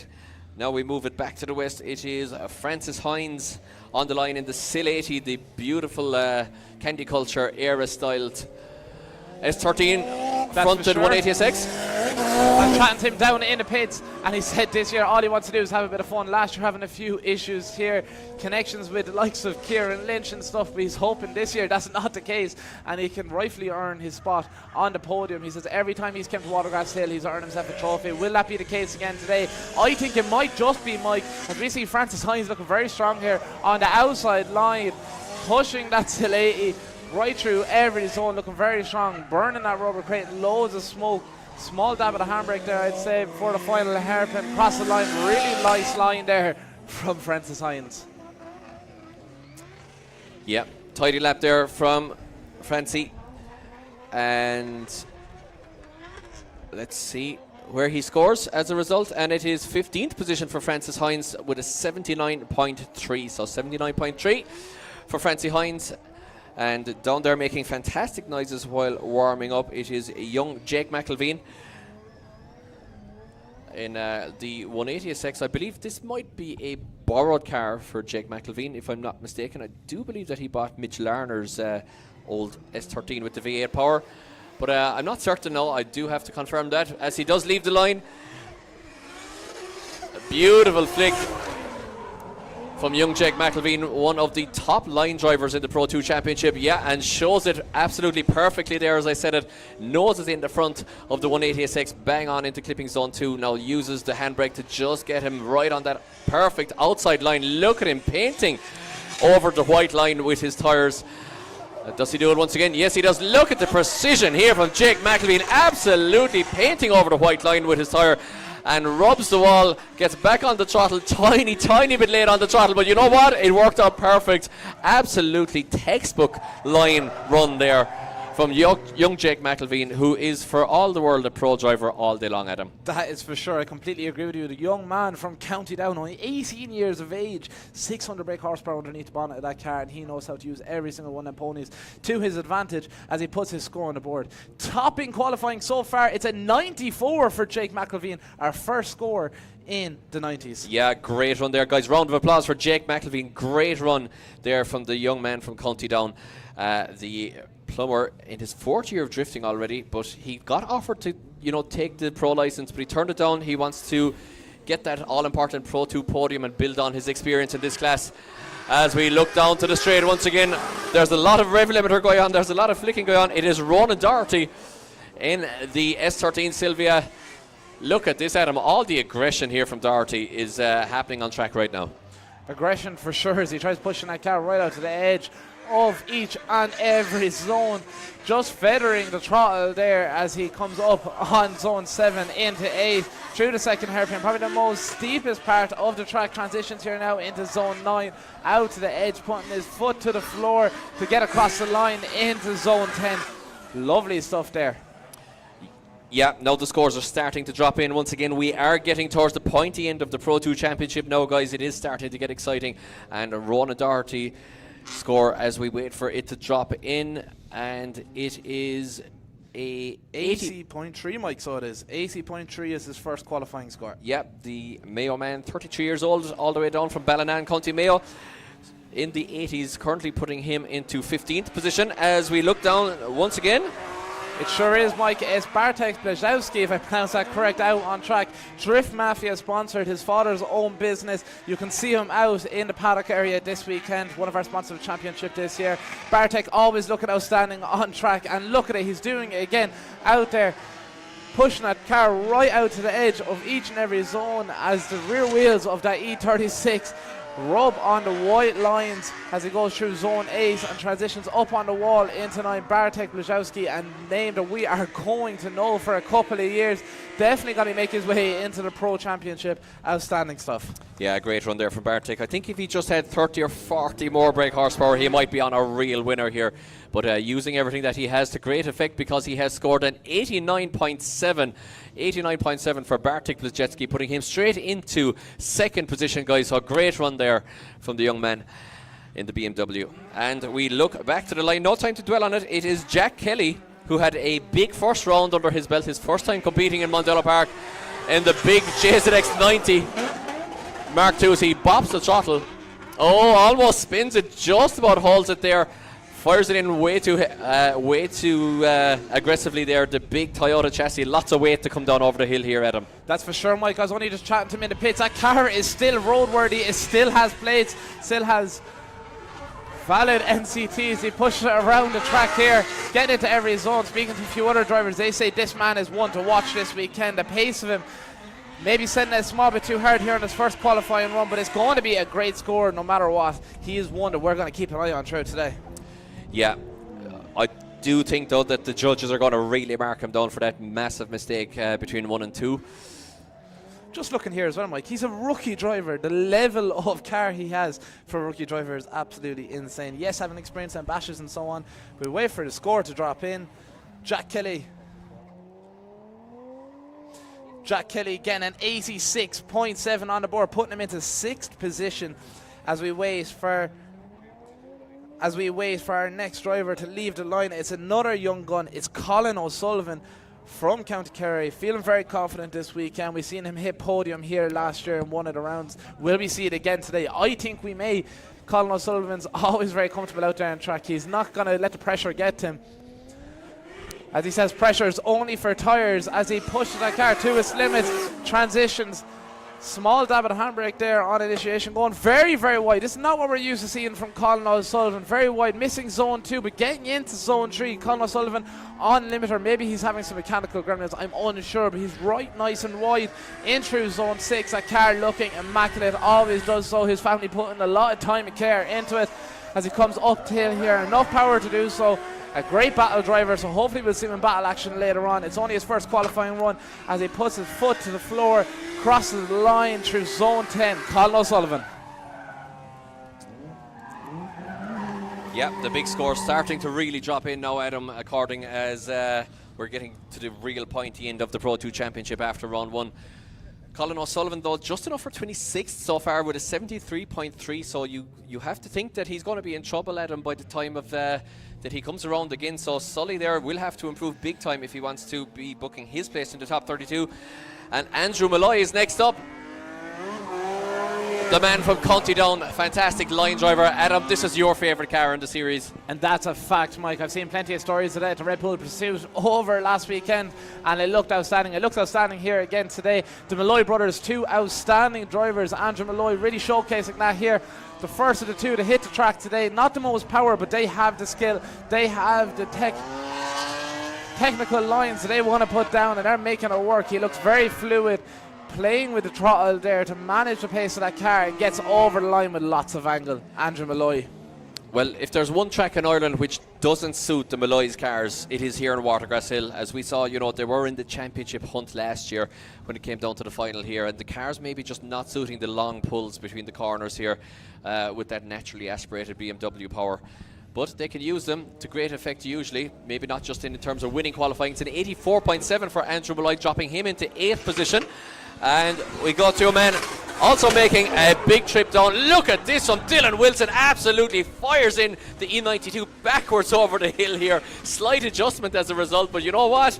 I'm going to allow it. That's a fantastic entry. That's exactly what we want to see here in over the hill in a first qualifying run in Watergrasshill, which is super unusual for a driver to chance that on his first run. He's absolutely perfect up to that point there. Does drop a wheel right there just before 8. Now picks up 9 really nicely. Full throttle right over the line there, and absolutely lights up Watergrasshill here with a huge lap in terms of impact. Guys, round of applause for Dylan Wilson. That's for sure, Mike. 2JZ power underneath the bonnet of that car, just freshly refreshed for this season. An outstanding looking car, and I'm sure it's going to be an outstanding score. Dylan Wilson dropping one on the board. Yeah, I think that's good for 3rd or 4th, definitely. And it sure is, Mike. 4th place. Yeah, 4th position for Dylan Wilson with an 89 dead as well. So the Derry man looking absolutely good here for competition later on as we go back down. And it's Glenn McKillen. No, ready to rock in. It is Jack Mulville. Mulville. It's Jack Mulville, sorry. Unfortunately, suffering issues with his main competition car here this weekend. He's taking out his practice. Not many people get to say so, but he used his car throughout the Winter Series, so he is comfortable with plenty of seat time in it. Less power than what he's used to and what he had throughout practice yesterday. But look at him. He's such a talented young driver. He's making it work. Another young Kerry man. Is Kerry the new Cork in regards to drifting, Mike? We're going to have to find out. Not the most power, but he wants to get a good qualification score on the board. A bit sketchy there through zone 8, on the handbrake through zone 9, and pushing it right out for zone 10. As I said there, he wants to get a good qualifying score on the board for himself so he can take home that junior championship. Yeah, absolutely. Young man who competed in the Red Bull event as well. Had mechanical gremlins in both cars, both the S15 and the 350Z. But yeah, looking good here in the 350Z. Maybe dialed on a lot of angle there around zone 5, or zone 4, sorry, but you know what? Still a good lap as we just struggle to see his score. We'll get back to that. And it is Glenn McKillen now on track as we do see the multicoloured green to yellow to pink, beautiful livery of the 180SX of Glenn McKillen. Really nice lap so far. Absolutely doing what the judges wanted, which is what you expect from the top of the Pro 2 class. However, he does drop at least 1, if not 2 wheels off. They're around 4 to 5, which will be a big deduction from the judges. Of course, 4 wheels off is a 0, 3 wheels off is a massive deduction, 2 wheels off is a big deduction, and 1 wheel off is a minor deduction. And yeah, Glenn McKillen doing everything right there pretty much at him except for the wheel drop. And I think he's still going to be on for a good score there. That's for sure, Mike. Glenn McKillen definitely going to put down a solid score on the board for himself. Unfortunately, Jack Mulvihill in the last run sitting at 65.3 in 32nd position. So it does look like he's going to be knocked out of the top 32. He's going to have to improve on his next qualifying run. And he does, as we wait for Glenn McKillen's score to come in. Glenn McKillen sitting in 6th position, 87.3 is quite a strong score, Mike. Yeah, so we go to the real top in now, the championship. It is Niall McInerney from Clare, brother of Jason McInerney, who podiumed in the Pro class at Japfest round 1. Let's see what Niall McInerney can do in the sport. A little bit less time than his brother. He's getting better and better. He has a new suspension set up once again. BC Racing suspension in this BMW. Looking good, nice entry there. Nothing too crazy, just doing exactly what he needs to do to get a good score on the board. Maybe not a crazy score, using the momentum over the straight. Now doesn't dial on a lot of angle, gets punished a little bit for it, Adam. Has a big correction between 4 and 5. That's for sure, Mike. So we see him come up the hill here now on the second hairpin up Watergrasshill here. Niall McInerney looking very stylish in that E36. A great looking chassis, as always, crosses the line. Yeah, overall a good run, but not, I would say, a great run. Big correction there, and it is, as he drops in, it's an 81.7 for Niall McInerney, putting him joint 18th with Callum Coogan. Should see him good for battle action, but once again, qualifying points, championship points, sorry, on the line for qualifying. And of course, the higher you qualify, the theoretical better battle you get, but we had no time to talk about that. It is the man from Galway. It is the man from Ford Autos, David Ford, firing in the big R32 Skyline with UZ Toyota V8 power under the bonnet. Not a big lot of angle here from the Galway man so far, sitting in second in the championship after a fantastic dream first round for him in Mondello Park. Now let's see what he can do in the beautiful pink. Big Skyline. Maybe not on that perfect outside line either here, guys. Taking it a little bit tentative around the first run, getting himself in the show, saying, I'm sitting pretty in the championship. I'm going to let it all hang out on the second lap, but a good battle or a good run for the first lap there to get him into battle action. That's for sure. As we see now, R32 flick around that track in every way the judges want to see. So the 1UZ Turbo screaming so is self-sponsored by David Ford himself. It's going to be a strong score on the board, I'm sure. 10th position for himself, 85. As we move on now to our championship leader at the present moment, Mike, it is Justin Murphy coming down over the hill here as he initiates a crazy driver. Look at the angle from Justin Murphy here on his first qualifying run. Getting it right into each zone. He's confident here this weekend. He looked very strong in round one, even through the Pro 1 class when he made it up there. So he's going to look very strong this weekend if he continues the way he's going right now. Justin Murphy burning rubber, getting right out to the edge of the track through each zone. All the power he needs to make it work into zone 9. Nice and wide there through the final corner and into 10. Justin Murphy, a round of applause as we finish our first run of qualifying. Yeah, relieved faces around the pits. Justin Murphy doing the job there, top of the championship so far. And looking good there and showing us exactly why he is top of the championship so far. As we wait to see, does he beat Jake McElveen in first position with a 94? He doesn't quite. It's an 89.3 for Justin Murphy, which does see him joined third position with Andrew Kenna in the Altezza. So after the first run of qualifying, it is Jake McElveen with a fantastic line run, getting him a score of 94. It is Bartek Blazecki with an 89.7 in second position. In third, it's Andrew Kenna with an 89.3. And in fourth, equal well, joint third, it is Justin Murphy with an 89.3. Dylan Wilson in fifth with an 89. No time to dwell on it, Adam. We are back to the start once again, and it is Thomas Ray leading us out for the second half of qualifying. It sure is, sitting on a 48.3 at the present moment, not seeing himself in battle action. He'll have to put down the best run he possibly can here. Not looking so strong though, missing zone 3 there on the transition, on the back straight, getting into zone 6 though, making it work. The IS 250 roaring as it comes up the hill here in Watergrasshill, just dropping the tires slightly on the outer line for zone 8 and into 9. Thomas Ray making it work every way he can. Make sure to head over to YouTube and check them out at the Rashman. I'm sure they'll have all the behind the scenes on this. Will he make it in the competition today, Mike? Don't think so, to be honest, Adam. Let's see where Thomas Ray drops in.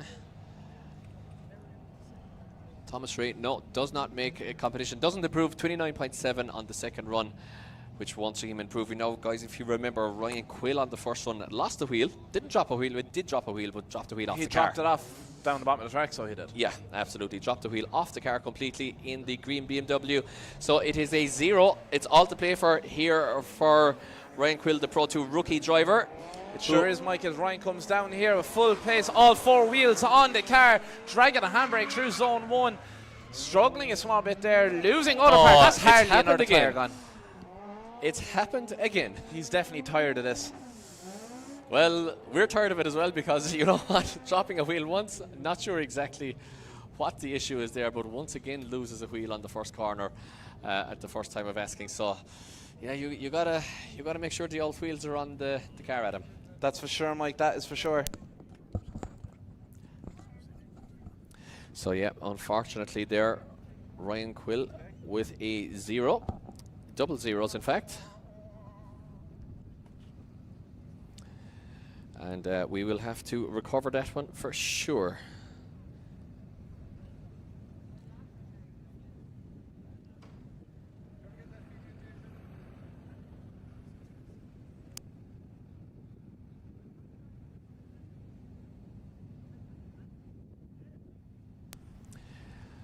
Yeah, so guys, once again, as we just wait for Ryan Quill to be recovered, we will just go to a break and we will be back with you guys in hopefully about 5 minutes time after we get the BMW recovered here at IDS Pro 2 Round 2 2026 here in Watergrasshill. Thank you.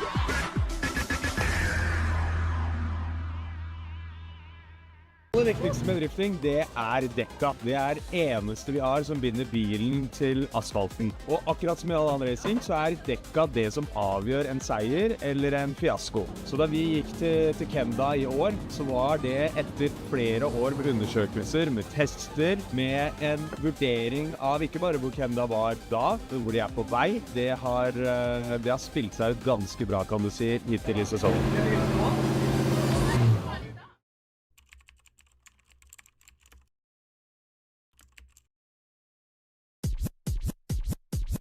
Check this out. Okay. I look good. Okay. On the street and I got my swag on. Okay. Get the money, gotta get my bag on. Okay. Triple back.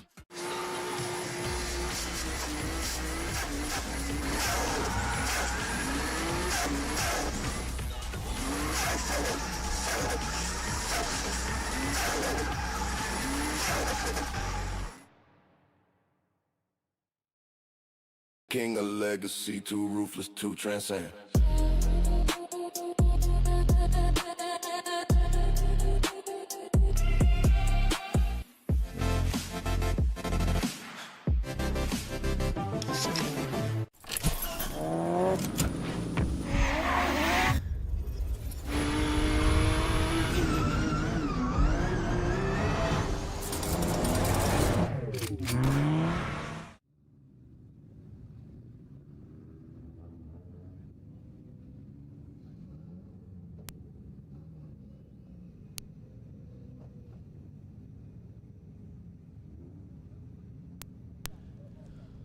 Right guys, so welcome back once again to IDS Pro 2 Round 2 here in Watergrasshill. We just have had a BMW recovered which lost not one wheel, but two wheels in two consecutive runs in the form of Rankwell. Yeah.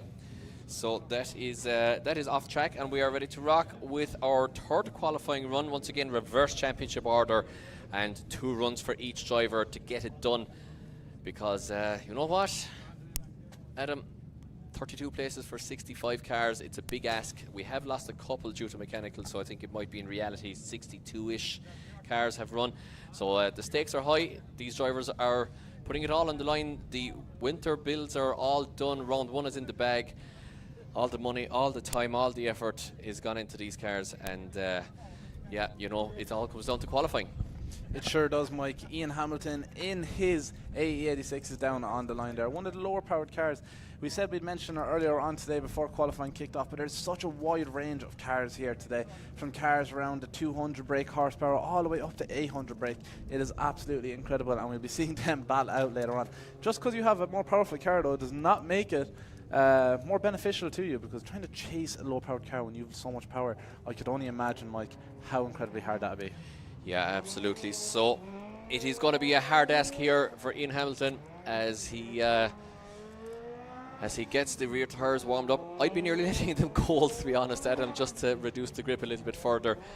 I think this is the car that we saw Jack Mahwini do fantastic things with in Bishop's Court. It sure is.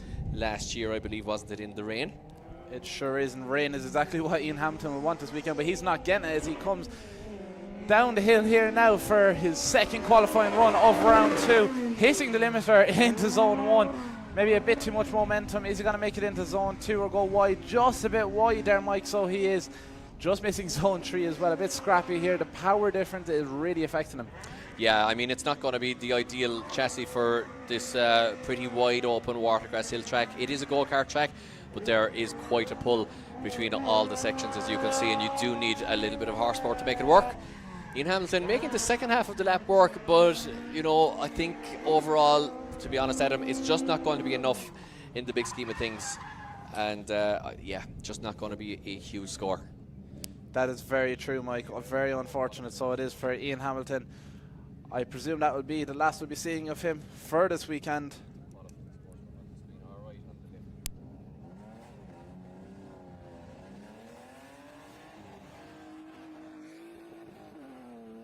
As our next driver comes over the line, it's Luke Buttimer in his BMW E36. As I said, this young man has a lot of talent. He's in the process of building something a bit better. A lot of practice on the sim. spending a lot of time around the drift scene. Luke Buttimer looking quite solid so far for the power that he has.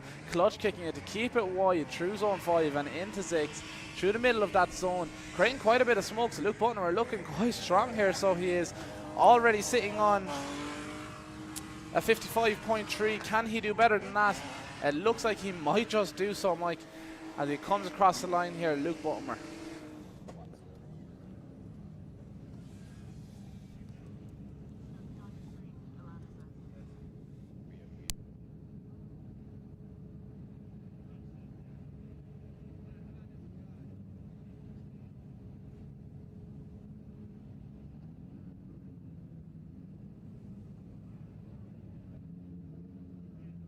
So as we got the result of that in, it's a 63, an improvement for sure, but not enough to be seeing him into battle action as our next driver is down on the line. Another BMW, more modern take on it. As I said, through his first qualifying one, this car looks like a monster livery-wise. So let's see here how it goes. Drag a handbrake to go over to the right and to the left to flick the back end of that car and get it right out. His line's looking quite solid here. Not the fastest run we've seen so far, but he's putting his foot to the floor, trying to push that BMW as best as he can on the line that the judges want to see, and he's doing quite a good job of it as we see him burning rubber out there. It is a very dry day. The heat is starting to pick up here in Watergrasshill, and it is going to affect the tyre wear for these drivers. Quite persistent here and quite fluid throughout his whole run. Marcin Trzynski, I'm even going to try to pronounce that. Marcin putting down his run there, sitting on a 67.7 at the present moment. Will it be an improvement?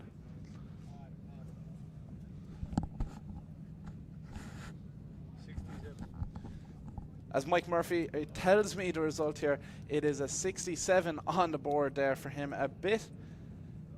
Very consistent, 67.7 on his first run, no improvement though. As we go to our next driver once again, unfortunately sitting on a 0 already, he has to give it everything. It's Shane Ward coming to the drifting over the last couple of years as a media guy, but now making his way out on track, becoming one of these future stars of drifting.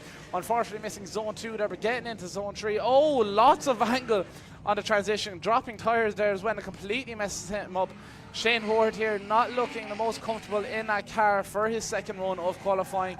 Unfortunately, I think it might be the last we see of him today, unless he pulls off something absolutely incredible, raising the dart into the sky, taking the shortcut around the final hairpin. Bit of landscaping there from Shane Ward.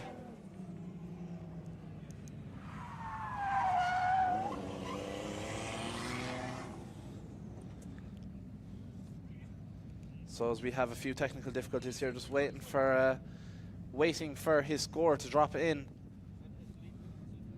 Up next should be Saoirse Barrett, but unfortunately she's bowed out of competition this weekend. It is Kevin Sheedy, the Pro2 rookie, 65.3 on the board already for himself. Can he make an improvement on that this weekend? He hangs around quite a lot with the Shanahan, so he's definitely gotten the best tips into his ear, as we've seen the two Shanahan brothers absolutely thrive on this track, showing their talent through and through. Only down the road, two Corkmen as well, so will Kevin Sheedy be able to do the same? Well, he has to improve, Adam. He is not going to be seeing battle action, I would say, if he is on a 65.3.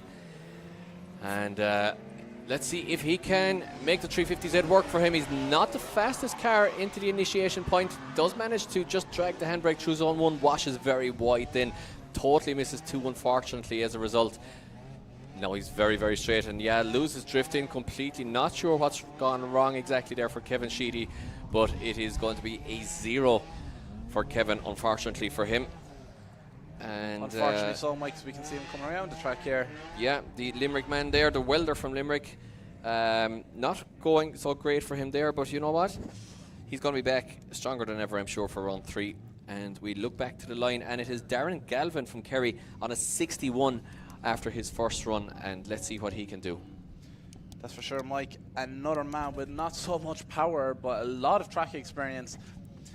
Darren really shining through down in 360 Motorsport on any open track day. Close tandems, aggressive tandems. It'd be great to see him come into battle action here today and maybe come up against someone that has similar power to him and show what he can do. So we're going to see what he does here on his line, driving for his second qualifying run. It is Darren Galvin, the Kerryman Pro2 rookie, coming over the hill as he picks up the speed, drags the handbrake, gets through zone 1. Oh, a bit shallow there. unfortunately throwing him off for zone 2, thinking it might keep him in there, but not doing so. Getting into zone 3, just missing zone 4 and getting into 5. Keeping that wide line here for zone 6, trying to keep all that momentum.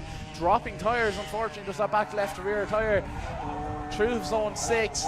How the rest of his run turn out as we see him here go through zone 8, up onto the wall for zone 9, nearly taking the rear end of that car completely off as he crosses the line for his second qualifying run.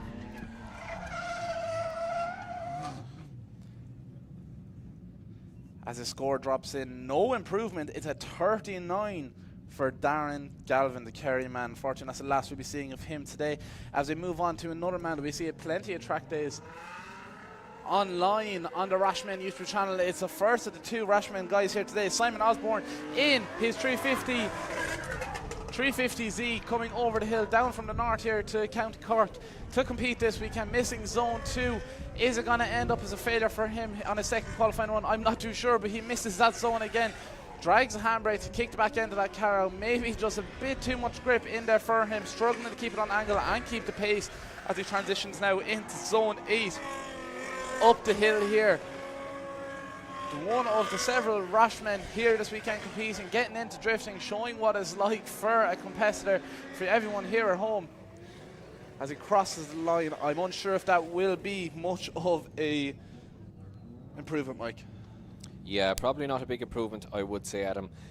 37 I am hearing here in the headset, so 37.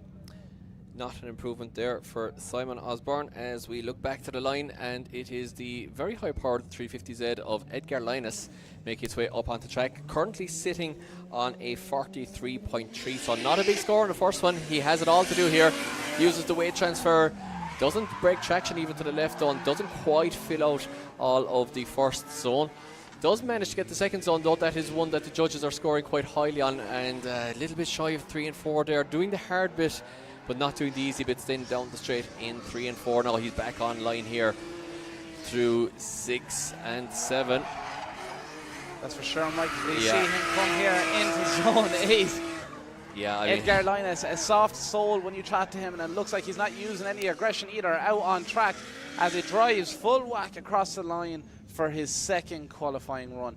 And his score drops in. It's a 43.7 for Edgar Linus. Very consistent, already a 43.3, but not enough to get himself into battle action. Regardless, we move down to another man that's always down 360 Motorsport. It is Jan Reichley, a Pro 2 driver in his BMW E92 from correct so on, saying the welded gear solid drift team, always giving a full send down in 360 Motorsport. And any practice days they head to, are they going to do the same here on track for competition? As he goes here, uses the full width of the track to initiate, small dab of the handbrake to lose traction and get those front tyres on the line the judges want to see. Unfortunately missing zone 2 there, bit of a wobble through zone 3 and zone 4, a bit sketchy, but he makes it work really nice and out on the outer edge of these zones, but not as much angle as we'd like to see. Dropping a tyre just slightly after zone 6 there, gets it into zone 7. Not as much angle as he trying to play it safe here to get a score on the board, to see himself in battle action. Will it work for him? I'm not too sure as he comes around the final hairpin. Very little angle here from Jan. Will it be an improvement on his score as it drops in? It's a 55.3. No improvement there, unfortunately, for Jan Reichley.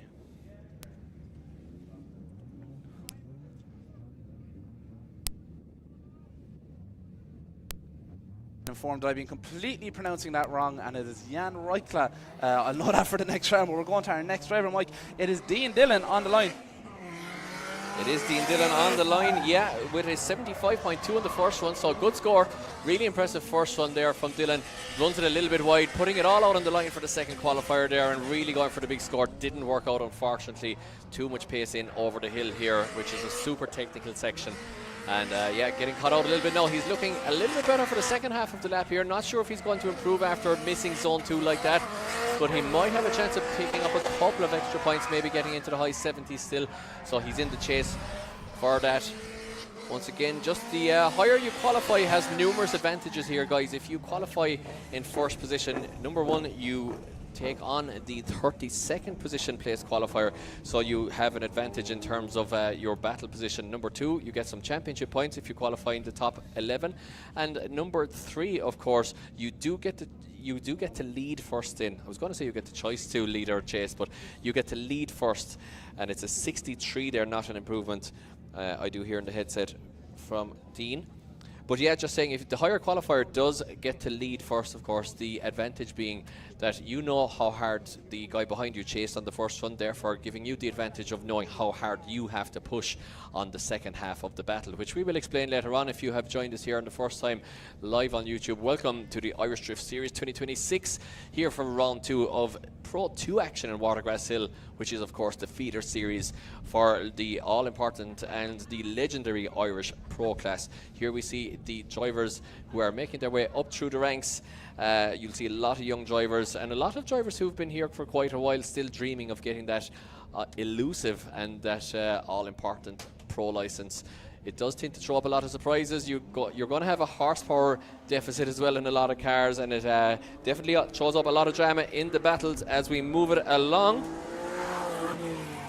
It is TJ Toomey out on track. TJ Toomey flicking in over the hill, initiating through zone 1 and just missing zone 2 there, quite wide, dragging the handbrake to get that car back into drift, but unfortunately not working out for him in quite an odd line, and shuts it down there for zone 6. Oh no, he's back going again. TJ Toomey's not letting it go. He's going to use every bit of track time he possibly can as he's out there, so may as well just enjoy it. TJ Toomey in his E46, spend a bit of time on the livery and styling of this car, so hopefully we'll be able to see a lot more of him in the coming future. So he does get a score on the board for that one. Not a strong one. It's a 15 for TJ Toomey. Yeah, so not a good score there for TJ Toomey. As we look down to the line, and it is Sean Finnell with a 43, if I can read your writing, Adam, on the first run. And it is a big run needed now for the 350Z here, if he wants to qualify, as he flicks it in here over the hill in Watergrasshill, locks up the front right a little bit, looking for the brake to slow the car. Does manage to slow the car a little bit, unfortunately slows it too much, catches grip and straight lines it between 3 and 4, so a huge deduction on the way here for Sean Finnell from the judges, unfortunately. Once again, a crazy man behind the wheel quite a lot, but very measured in when it comes to competition. A bit of an enigma is our Sean Finnell. But for sure, Mike, I'm sure he was hoping for a small bit of rain this weekend, as that stock power 350Z pushes around the track with lots of clutch kicks, trying to hit every zone as possible. But with the conditions here, it is very dry and very grippy. His score comes in. It's a 45 for Sean Finnell. Yeah, so 45 there for Sean. Doesn't qualify, unfortunately. It'll be going up on the trailer.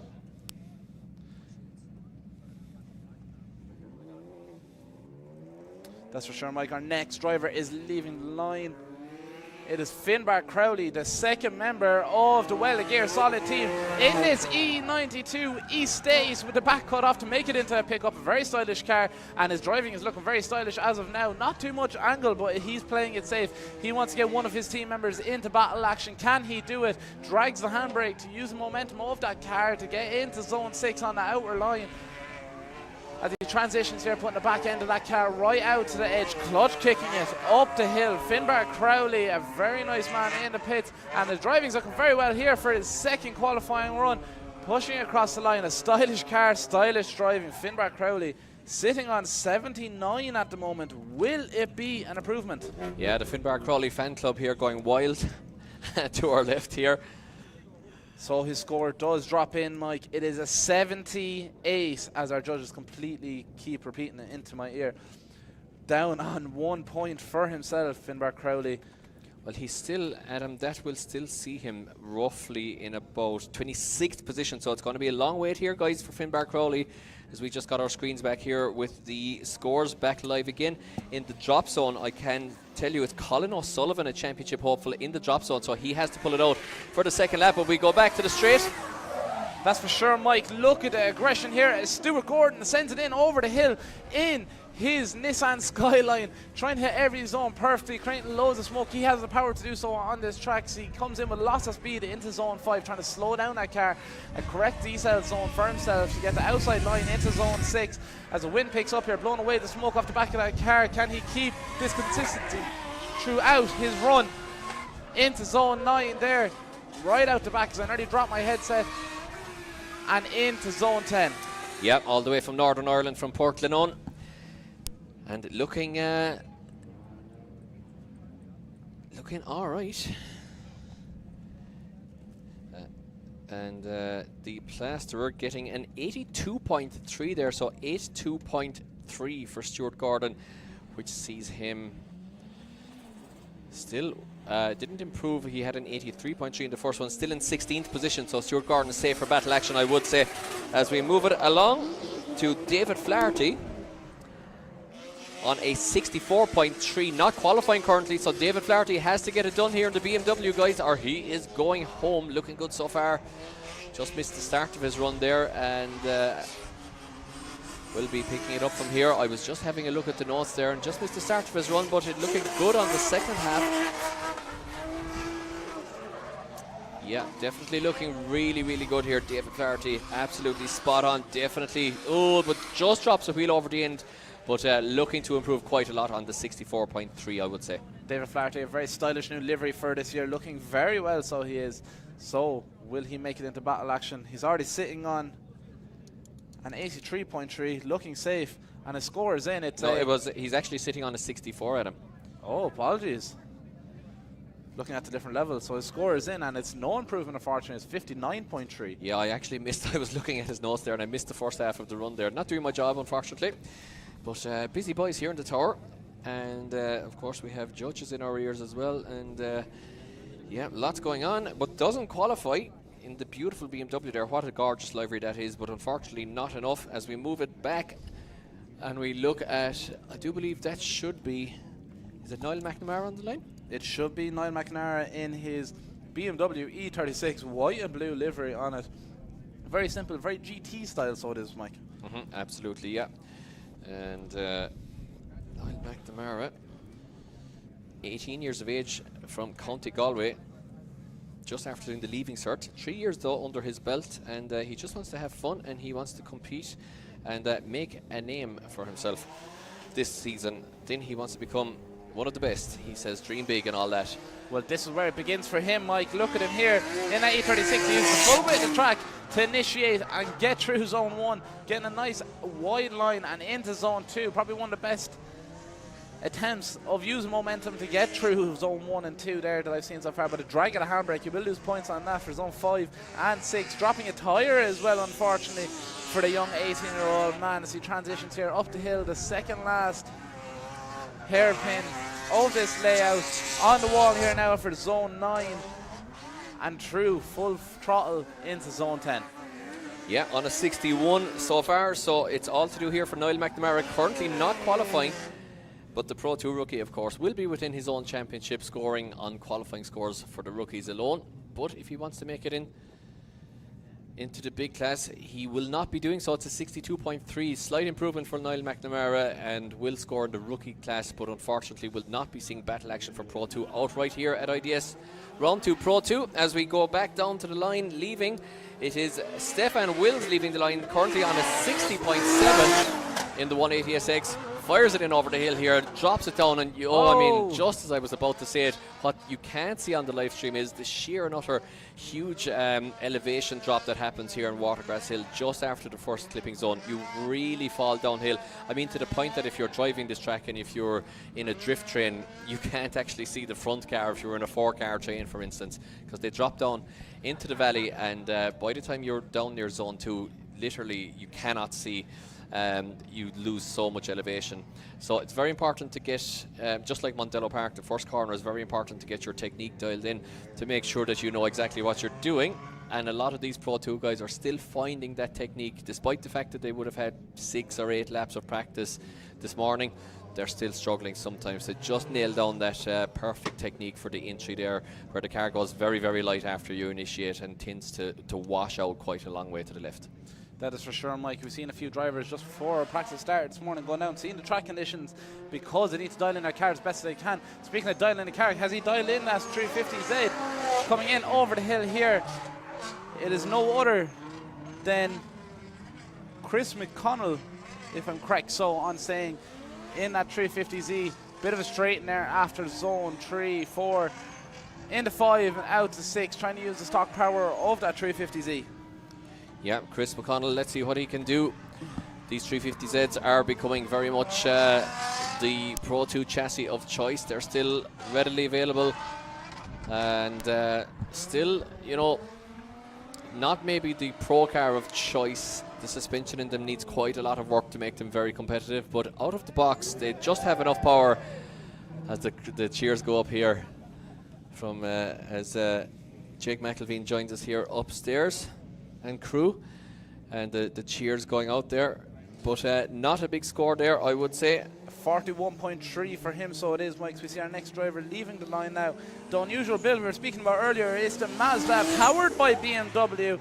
Liam McGill sending it in over the hill here, really trying to dial his driving in over the last while, but unfortunately missing zone 2 there. Getting into 3 though, using the power he has to put down the best line. Is he shutting it down there coming into 5 and 6? He isn't, just a bit of a straighten, but gets back out there, missing zone 6 and shuts it down again. It looks like he's having a few car issues, so he is, Mike. Maybe the heat is starting to get to him.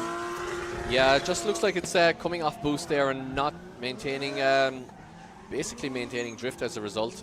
And Liam McGill, yeah, having just a couple of issues there. Not sure if the judges are going to give him a 0, but it's definitely not going to be enough to qualify in this company. So Liam McGill, the Pro 2 rookie, once again will score points within his own championship and scores a 43.3.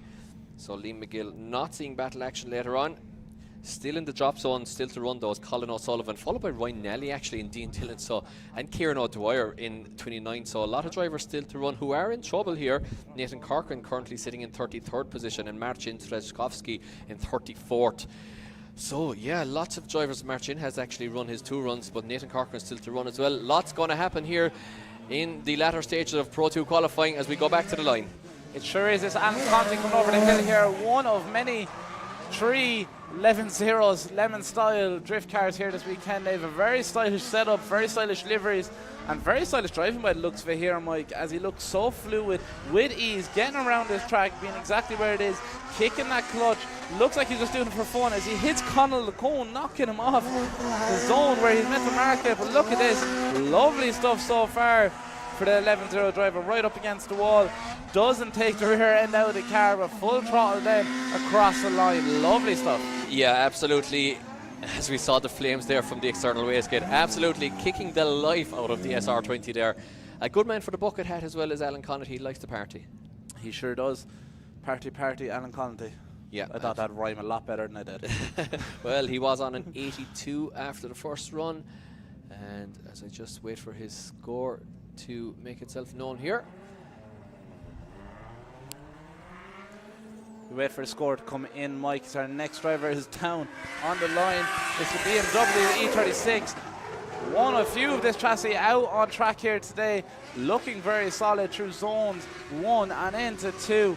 Looking comfortable, so this driver is. Kicking the back end of that car right out to the edge. Maybe a small bit shallow there, but fixes line. Dropping tyres now though due to that after zone 6, but corrects himself, gets back on line. Can he hold and keep the correct line for the rest of the run? It looks like he's doing so.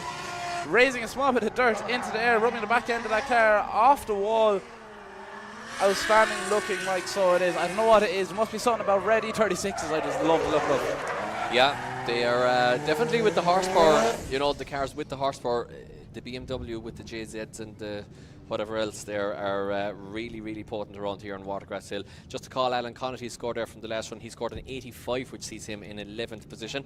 As we just wait for Sean Farrell's score now. 63.3 if I'm correct, someone saying, Mike. Yeah, so the rookie driver, once again, not qualifying for battle action, but will be scoring points in the rookie class as we move it along to a driver in the Pro 2 class outright, currently not qualifying.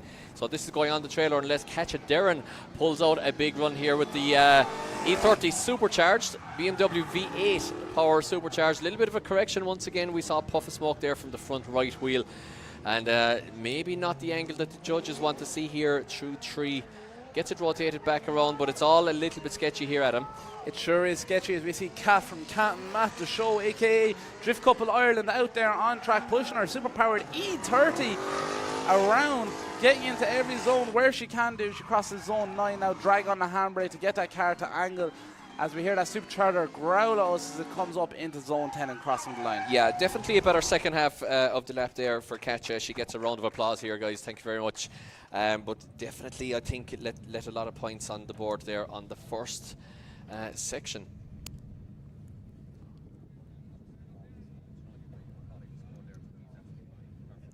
That's for sure, Mike. Her score has come in. Kat Dern scoring a 65 on her second qualifying run. No time to reminisce on that as we got our next driver coming down over the hill. If I'm sure someone's saying, it is Marcus Heineken in his PS13. What an outstanding looking car. One of my favourite looking chassis. Look at the angle and entry here from young Marcus Heineken, a driver that we'll be seeing lots of in the future. Look at the pace of him down the back straight. It'll be a lot of trouble for a lot of our drivers to try to keep up with that in battle action. Lots of angle again through zone 6. It's probably the most angle I've seen so far throughout qualifying, Mike, as he's right there putting the rear tyres of that PS13 exactly where the judges want to see it. I'm sure this is going to be a high score. It has to be absolutely outstanding stuff for Marcus Heineken. Yeah, guys, round of applause there for Marcus Heineken. What a run from the young Cork man. Is this going to be a top place qualifying score? I'm not sure. He's sitting in 6th position so far with an 89. Does he improve? I think you give away it's an 89.7. An 89.7 for Marcus Heineken, so all the impact there, all the style, but maybe not the sheer precision that the judges wanted. But he does sit in 2nd position there. Marcus Heineken will be happy with that. Now we go back to the line once again. It is Andrew Kinna in the Altezza with 2 JZ power. They had it turned down to 700 brake horsepower, I believe, for last weekend in Mondello for round 1, but maybe he turned it back up. I'm not sure. There's a knob inside in that car and you just twist it and it goes to 800. Has a danger sign on it, I'd say so, Mike, as we see this Altezza chassis making loads of smoke coming around the track here. This is not something you would have seen up in Donegal, that's for sure, as this chassis is very popular with the Irish car scene. Look at it as the ECU master man himself, Andrew Kenna, crosses the line. Great stuff. Yeah, really liking that as well. Very consistent from Andrew Kinna. Overall, I think might be similar enough to his first run, but it's a 79.7. Doesn't improve, but he's still in 4th position joint with Justin Murphy. So Andrew Kinna looking good in 4th position for battle action later on. Here, the Pro 2 driver, as we go on to Dale McBreen back on the line. And it is the 2nd Limit Style Drift car here in Pro 2 action. It sure is, Mike. The 180 SX, very stylish livery. These guys really know how to dial it in. They seem like great crack. They have a great community around them down in the pits. Always laughing and joking. Very inviting to anyone if you ever have any questions or anything like that. So make sure if you get a chance to go down and say hello to them. Follow them on social media. But here we go. It's Dale from Lemon Style Drift coming over the hill here for his 2nd qualifying run. Absolutely, yeah. Fires in backwards. Look at the angle. God. Oh, yes, this is what we want to see. That's beautiful stuff from Dale McBreen over the hill, but it does fall apart a little bit. It sure does, Mike. Affected him through zone 2 there. If I was a judge, I'd be leaving him off and pretending I had a blind eye to that part, but I don't think our judges will. Look at this. Huge angle again. Loads of revving. You're nearly hitting the limiter throughout the whole way throughout the track. Looks very comfortable in this car as he right on the outer edge of each and every zone through the final hairpin. Look at this from Dale McBreen. These Lemon Style Drift cars look outstanding. Round of applause. Yeah, great run there apart from that mistake after the crazy initiation. So it's a 65.3. So 65.3 does not improve as we expected because he was on a 86.3, so he's in 10th position sitting pretty. We'll be seeing Dale McBreen later on in the top 32 as we go back to the line of men who is not in the top 32. It is Nathan Corcoran in the 800 brake horsepower 2JZ engine. The E46 BMW fires it in over the hill. Really nice line. That's exactly where he wants to be. That's much better from Nathan Corcoran. Perfect line through 1 and 2. Now can he hold it together? Locks up the front right through 5. Now meets 6. Really nice here from Nathan Corcoran. He's going to be absolutely on the limit mentally here because he knows that he is under huge amounts of pressure. If he does not hold this together, he is not qualifying in this car, which has cost him an absolute mortgage. But you know what, guys? Round of applause. Nathan Corcoran holds it together. And a great run there. I think everybody's going to be happy for him because he was so hard on himself after the first round, and even didn't manage to qualify it in Rose Green there in the Irish Drift Nationals as well. So it's an 85 for Nathan Corcoran, putting him way up there into joint 11th position with Alan Connaughty. Alan Connaughty will be the higher qualifier though, because he had a better second run. So 12th position for Nathan Corcoran, which we'll see him in for battle action later on. That'll be quite an interesting one to watch, Mike. Two very different styles of driving, two very lovely cars and fluid drivers. We're back to the lines. Our next driver is coming over the hill. It's another red E36. As they flick out and use the full length of the track, no handbrake here, lots of angle getting into zone 2. Will they make it? They do, just about. A small bit of a wobble there as they get into zone 3, using all the pace and momentum to get all the way out through the 5 and into 6. Not the most angle, but looking very clean. Look at this as they transition now into 7 and into 8, getting up that hill. It has enough power to do so. If it hits the limiter, we can hear that E36 not struggling, but just about having enough for what it needs to do right here. Look at that, great run. Yeah, great run. Fantastic line driver there is Callum Coogan. It's just a 74 for Callum Coogan that time, so doesn't improve, but he is well up there. Let me see where he sits. He's in 21st position, so he's good for battle action. As we go to Ronan McGrath, who had a great first score of 86.7, the man in the BMW. Let's see if he can improve. Hits the limiter up here, flicks it to the left, flicks it back to the right. Beautiful angle once again. Does it over rotate? It does. Yeah.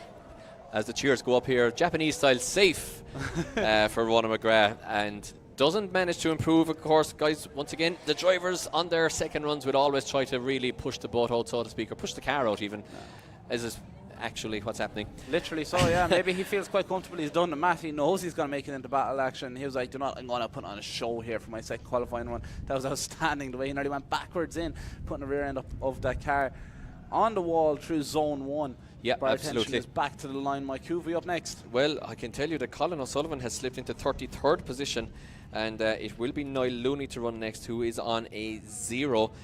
And Ryan Nally, still to run, sits in 32nd, followed by Dean Dillon, who has had his 2 qualifying runs in 31st position. So Niall Looney is on a 0, and he will be capable, of course, of knocking out any of these drivers up along. Well, Ryan Nally to start with, of course. The rookie driver now, let's see what he can do. Can he improve in the GXE10 or SXE10 chassis of the IS200? As you touched on there, Adam, a very popular chassis here in Irish car culture. And definitely don't think this is a standard 1G under the bonnet. It does not sound like that. It's not what you'd see at your local crossroads, but it looks like it's something that we should be seeing a lot more here on track, as he puts down a very solid line here, quite consistent as he goes through and gets into his final zone. Yeah, it's a lot better that time from Niall Looney. Well, it's not hard to better a 0, but this is a really, really good score, I think, compared to the first one at least. So his score drops in, Mike. Yeah, it is 71.7. Yeah, and it's just not enough to qualify, but he is a rookie driver and will be, I think he'll be up there with about 5th in the rookie championship so far in today's qualifying, so not a bad score there as we move it down. So David Richards on the track in his BMW E46, 3 litre power. Yeah, good buddy of mine, Dave Richards, very funny man, fantastic man for the accents actually. Not a great man for the second clipping point all that time because totally sacrifices it. Let's see what the man from Middletown can do in County Kerry. He's on an 81.3 so far, so he's probably safe for battle action in 23rd. But, you know, you do make life hard for yourself if you'll start to creep up towards the high 20s. You're going to make life difficult because you're going to be facing off a driver in the top 5, 6 as he crosses the line. Let's see if he can improve, but once again, the judges will have a lot of weight on clipping zone 2. 75 for Dave Richards, doesn't improve, so it's an 81.3 from his first run, no improvement, sitting in 23rd so far. Now, we're not sure if we have Ross Patterson on the line. We do have Ross Patterson is on the line. He sure is, Mike. He's in his BMW E46. Not the most pace here as he initiates in the zone 1, but he's making it work. He uses every bit of momentum to get in the zone 2. Yeah, no front, misses zone 2 actually, no first lap. Unfortunately, no front clipping point there for Ross Patterson. as well, unfortunately. So he has one run to get it done, and I'm not sure if he's going to qualify because he's not exactly perfect in terms of style. Kind of looked to be kind of rotating there a little bit suddenly. Now does get it a little bit dialed in for the second part of the lap, up through the second hairpin and the third hairpin, and crosses the line. So good, good last third of the lap, I will say, from Ross there, the rookie driver. Do you know what, Mike? There's a lot of pressure on him. His second run, missing his first one, he knew he had to get a score on the board.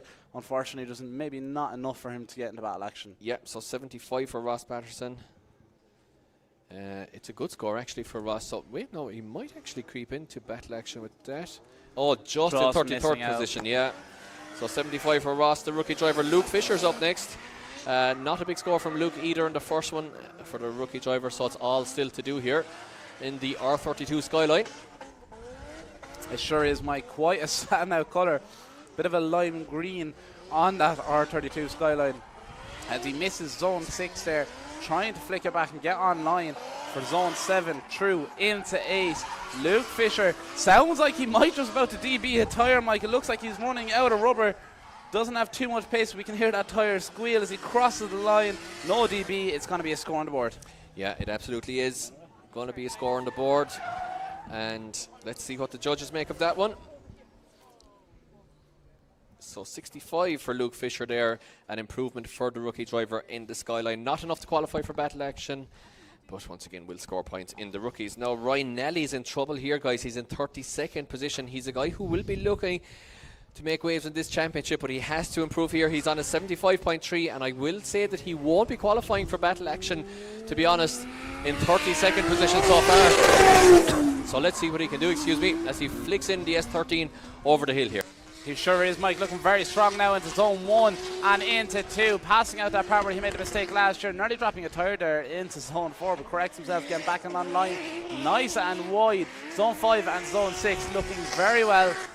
Ryan Nally dragging the handbrake there to get that car back on angle as he comes up the second hairpin here. Ryan Nally pushing that PS13 to its limit, slowing down the stairs small bit before the final hairpin as he's well do so, and crosses the line. Ryan Nally. Yeah, the Westmead man needing to improve here. He wants to get that pro license, he said in his commentary notes, and he does improve. So we are hearing it is a big score, bigger score at least from Ryan Nally, and it is an 82, I believe, for Ryan Nally. So it is 21st position, knocking Ross Patterson down into 33rd position. So yeah, that is an improvement from Ryan Nally. He will be good for battle action later on with that score. He'll be relieved to know that. Now Kieran Lynch, the local man, is on a 59.7 in the beautiful yellow, almost June coloured 180 SX on the line. Currently just up the road in Carricknavar. The most Cork accent as well you've ever heard in your life. So if you want to hear what a Cork man sounds like, grab Kieran Lynch in the pits and have a chat to him, and he'll tell you exactly what a Cork man sounds like. And we are ready to rock. He has to improve here. He will not be making battle action with a 59.7 as he flicks in very early and a little bit to the right hand side. Nice style, but in the wrong part of the track from the Cork man, and sacrifices zone 2 a little bit as a result. As we said in the intro, very important for this track to flow from one corner into the next, because if you get one wrong, it'll take you a corner or two to get back online. So Kieran Lynch up against it here, a little bit on the inside of the track as well. Now gets back on the throttle here, now fills up zone 8 really well there, gets on the wall, just a touch of the handbrake then to settle the car. Now full throttle and across the line from the Cork man. Is it enough, Adam? I'm not sure. I'm not too sure. Maybe not the most fluid or the best line that the judges want to see, but I know for a fact he was inside that car screaming, go on, bye. And is it going to be an improvement for him? Maybe not. It's a 63. Yeah, he does improve, but it's not enough. It is not enough. It's 43rd position for Kieran Lynch. So Pro 2 qualification, a tough mistress as always here, guys. It is a big championship, and it is difficult to get into that top 32. A man who will be looking to do that on 76 is Kieran O'Dwyer from FA in County Limerick. 31st position for Kieran, and he really has to improve. He washes very, very wide here, Adam. He's way out of zone 2 though. That's for sure, Mike. We've seen him hit podium in the winter series. Can he do it here in the main series as he drops tyres, raising dirt into the air, upsetting his line a small bit, but he gets it back into zone 6. Maybe not the most deep, but he makes it work. Kieran O'Dwyer in that V8 powered, great sounding BMW E46. Right on the outside line there as he puts up against the wall. for the second last zone of the track, Kieran O'Dwyer on his second qualifying run. Yeah, so if the judge is not deeming that issue between 1 and 2 as a huge mistake, he might improve, but he doesn't. I just heard in my ear 62 for Kieran O'Dwyer, so it's going to be a long wait for him. He is on a 76 on his first run in 31st position. Now Dean Dillon sits in the drop zone in 32nd as we go back to the line. It sure is. It's Dean Dillon coming over here in his 180 SX. Look at the angle here. Yeah, it's actually Tom Hayden in his 180 with huge angle coming over the hill here, fluttering that throttle, trying to manage that car, to manage the pace of it, get it exactly where it needs to be. Look at this, an outstanding looking car. That wing is very, very cool, giving all the downforce in the rear end, pushing those rear tires of that S13 right out to the edge of the track. Lots of smoke with a very grippy track here, and crosses the line. Yeah, Tom Hayden on a 77.3, currently sitting dangerously as he absolutely hits the limiter here under us. Needs to improve. It's an 82 for Tom Hayden. He does improve, and he does improve quite a lot, which puts him up into 22nd position. Doesn't change the drop zone. Dean Dillon still sitting in 32nd. Tom Hayden in 22nd position. Jake McElveen still leading with a 94, the only driver in the 90s so far. He was up here on the balcony a while ago with us. He'll be back down to look to improve. Owen Foran from Listowel is leaving the line. He's coming up the straight here, using all of the track over to the right hand side. Now flicks into 180 SX to the left. Really nice entry there from the County Kerry man. Tucks the nose in to get 2. That's exactly what the judges want to see. 3, 4, 5. 5 is pretty easy, to be fair. Now hits the throttle. Does he stay on the outside for 6? Leaves a couple of feet, but generally on the right line. Now big angle, maybe too much angle. Gets himself a little bit caught out as he flicks it into the second hairpin.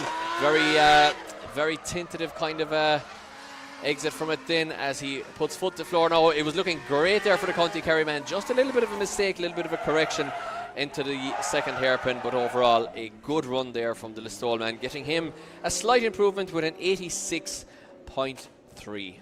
That should be enough to be seeing him in battle action later on, Mike. 0.7 in fact, sorry. This car is still only fairly fresh to him, so it'll be interesting to see what way he gets on in battle action. Showing his true talent, though, throughout this run, and as well as behind the counter when making pizzas. So yeah, we're waiting on for our next driver here. It's the young, the one and only Jamie Hines in a car that very much matches the colour of his hair as he flicks it in over the hill. Huge entry here from Jamie Hines. Yeah, just needs to be maybe 5-10 feet later on entry, but that was really nice. Just got caught a little bit on an early entry there, which caught him not getting on that perfect outside line. Now he does do everything right from there on out. Leaves number 6 a little bit early there and drops a wheel as a result, I think, as well in 7 through 8. Now this track, once again, super technical. You have to be perfect on the corner preceding your next clip to get, you know, the next corner. So this track really flows one into the other, and Jamie Hines crosses the line.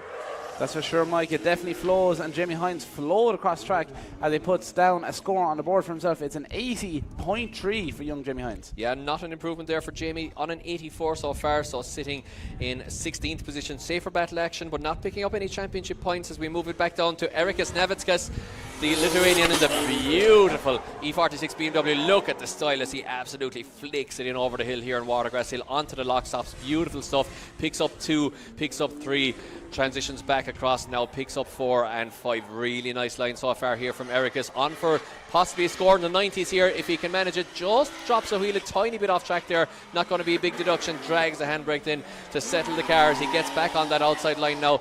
Maybe not perfect on the outside line to get into the 90s here from the judges, but I think he's going to be skirting along that, and it's a great lap here from Erikas. Round of applause, guys. That's for sure, Mike. Erikas Navickas is a name that we see quite a lot in the mix throughout last year's season and the winter season and this, so I'm sure we'll be seeing a lot more of him again in the future as he dives himself in. This could be his year.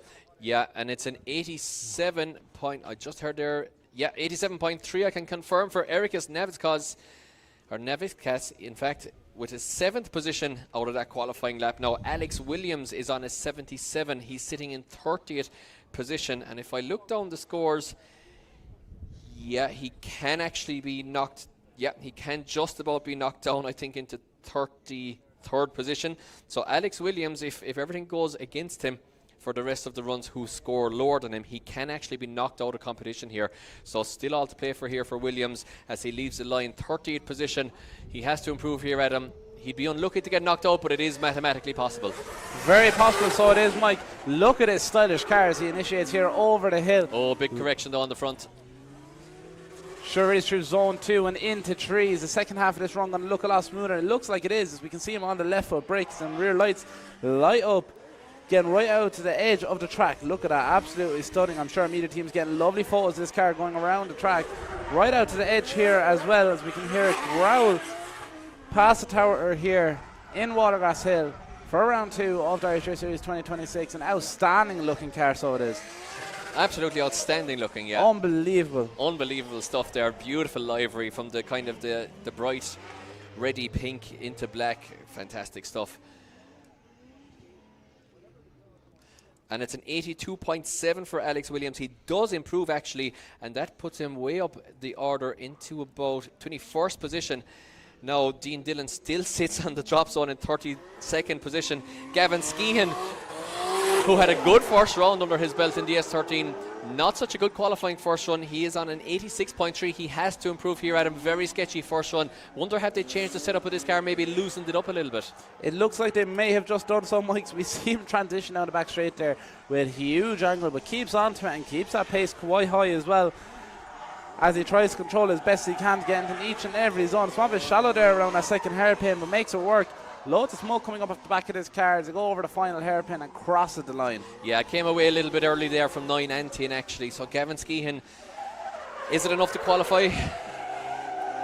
Let's see, he does improve.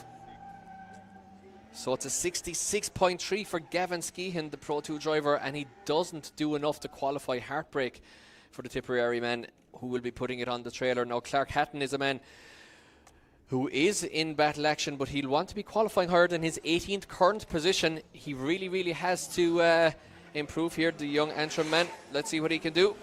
Let's see, can he do it here, Mike? Clark Hatton, look at the angle and entry there. A bit of a dab on the handbrake to control that car and get it into the zone and a line that the judges want to see. Clark Hatton, definitely a driver they want to see lots of in the future. Spending a lot of time dining in that car, trying to make it 100% for himself. Yeah, I mean, we always say it about Clark. He is one of the potential top drivers of the future. Opting to stay in the Pro 2 class to really, learn his trade before he makes the big step up to Pro here and really dial in this BMW M2 chassis. And it's not the fastest lap in the world here, Adam. Maybe a bit of left foot brake going on there, but overall a really good lap there from Clark Hatton, bang on line. That's for sure, Mike. As well, if you don't recognise him from last year, maybe it's just a fact that he keeps growing. Every time I see him, he's getting taller and taller, and he puts down a great score for himself. It is going to be in the 90s, Mike. We're waiting for it to drop in here on our board. 91. Yeah, it is in the 90s. It's a 91 for Clark Hatton, guys, putting him into second position. Great run from him as we move it along. Gar Collins currently on an 80. Just about in the danger zone as well in 28th, but I think mathematically he'll get into the show. But once again, it's really not where you want to be in 28th, 9th, 30th for qualifying, because you're facing off against one of the guys who really are at the top of their game. So Gar Collins looking to improve here in his new S13 chassis, once again swapping it for his 2JZ E46 V8 power under the bonnet. LS V8 power as well, I believe.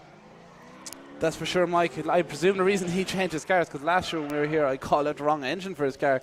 So to make me feel better, I think he put a 1UZ underneath his feet, so he did. And a score drops in there. It's a 78.7 for Gar Collins on his second run. Yeah, it doesn't improve from his 80 on the first run, so he's going to be in the lower part of the bracket there, as is Francis Hines on a 79.3 in 29th position, looking to improve as well. He's going to be facing off against the likes of Marcus Heinen unless he improves here. So he's really going to want to improve as he leaves the line in the beautiful Sill 80. Top points from me for having a Sill 80 or a 1VIA, but the Sill 80, one of my favourite Japanese chassis. Let's clipping point 1, the easy one on the board there. Judges will absolutely crucify him for that, because that is the one of all the clips that you should be getting. Now Francie Hines, let's see what he can do. SR20 power, as you can hear the little 4-cylinder labouring around the Watergrasshill track here. Now dials on way too much angle around the second hairpin here. It's a little bit all over the place for Francie, Adam. It sure is, Mike, because Dan would have been in the pits earlier on. I hear one of his mechanics having a small issue of some oil issues, but looks like they've sorted all that. On his second run now, Francis Hines, has scored a 63 on his second run. Yeah, absolutely. Not an improvement as we would expect. Francie Hines, 63, still in the danger zone, but I think will be okay for battle action as we move it along to a man who is top in qualifying. Watch this, guys. Look at the style. It is Jake McElveen just touching the back bumper off the wall on entry at zone 1. Perfect stuff from young Jake here. Oh, look at this, guys. This is absolutely fantastic stuff in the 180SX from the man who is currently top in qualifying. Look at him once again. Look at the accuracy. Adam, I'm calling it now. This guy's winning this event. If this car stays together, this guy's winning this event. I don't disagree with you one bit, Mike. I think Jake could absolutely take home the top spot and make his way into the Pro 1s for tomorrow and become the Pro 2 champion of round 2. Look at this. Wow. Outstanding stuff. A round of applause there for Jake McElveen. Wow. What a run, guys. What a run. I'm calling it right now. He's taking home top place on the podium if this car holds together. That is absolutely the same lap twice over. What a run from Jake McElveen as we wait for his score to drop in. Already topping qualifying with a 94. Does he top it again? He does. It's a 96.7 for Jake McElveen. Absolutely crazy stuff. Oh, what a run there. I mean, to do it once, fair enough. To do it twice, crazy stuff there. Jake McElveen, one to watch. Ronan Doherty is on an 80.3. He's still way down there once again. He is okay for battle action, just about. Has a waiver there, though. A little bit of a correction. And once again, he really has to improve here. Ronan Doherty, top driver. Look at the speed of the S13, one of the faster cars on track.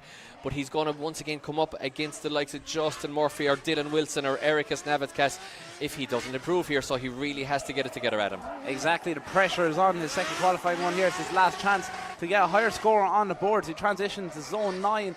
Up the hill once again for zone 10. Loads of smoke bellowing out of the back of that car. A great run. Yeah, I mean, Ronan Doherty is a top driver on his day. Maybe not had the, didn't have the perfect first run.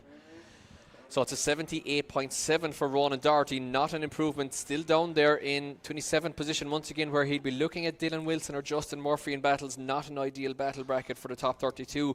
A man who's well up there, it is young Bartik Blazhetski as we look over here at Maciek, his dad, looking on with great interest in the spotters area here. Let's see if he can improve on an 89.7. Fires in the BMW, but sacrifice a bit of zone 1 there, Adam. He sure does, Mike. This is one driver that we see all the time. Prove the power isn't everything. Bartek Blazowski, a young driver, a quite humble young man that we see around the pits. Part of the Drift Mafia team, his father running that business. One of the main sponsors of the season this year. Look at him go around the track. Always so consistent. Driving very, very well. Right on the outer edge.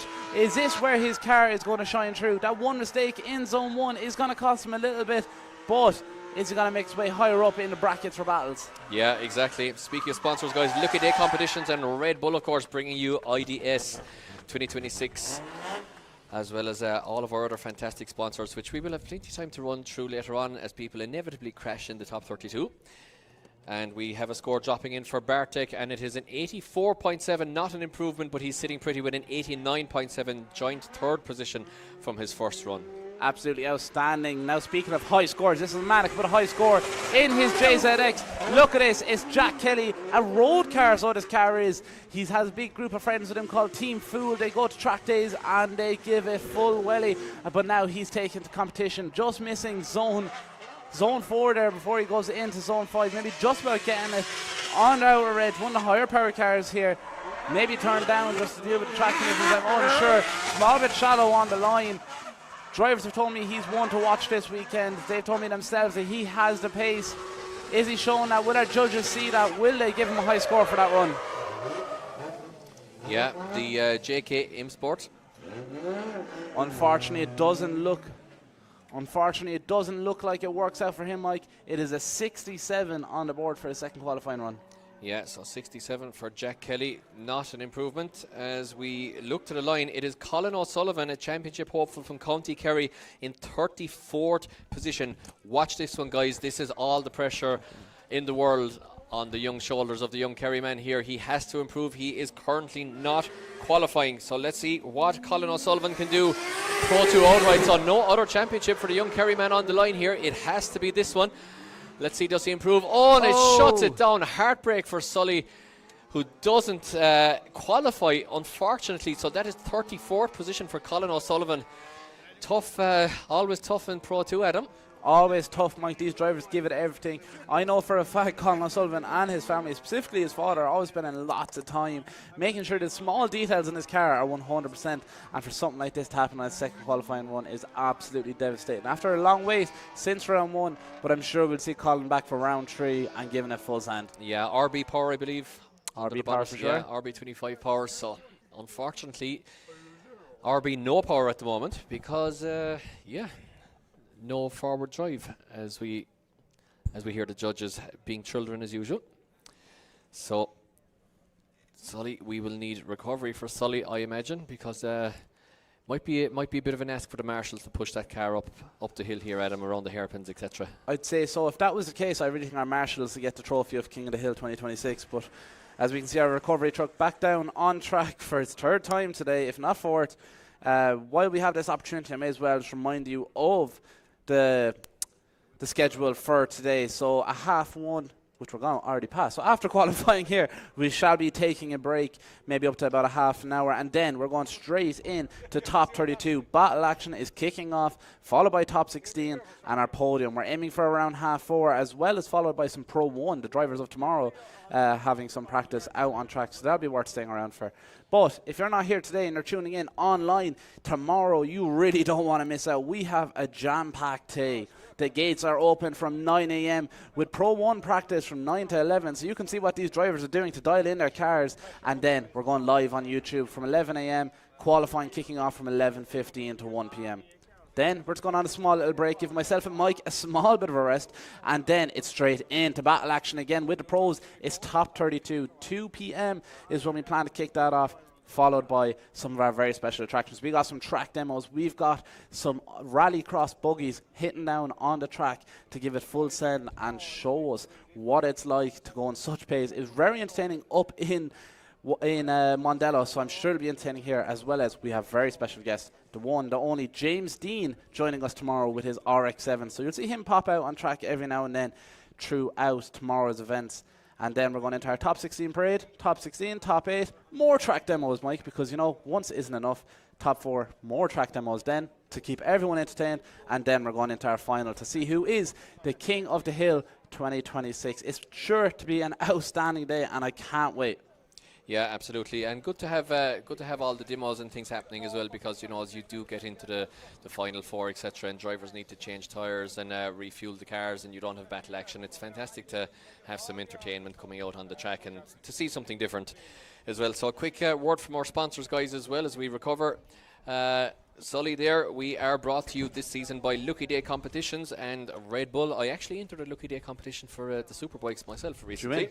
So yeah, fantastic competitions there with the guys in Red Bull, of course, doing fantastic things with extreme sports all over the world, and motorsport in particular, of course, our interest. They are doing great things. Again, ran the Red Bull Drift Pursuit event in Mondello just a few weeks ago, along with Drift Masters, and yeah, doing great stuff there with all the guys, especially, you know, the Shanahans there. Connor Shanahan, a Red Bull athlete, we saw him on F1 on Sky Sports F1 as a result of it there just last week.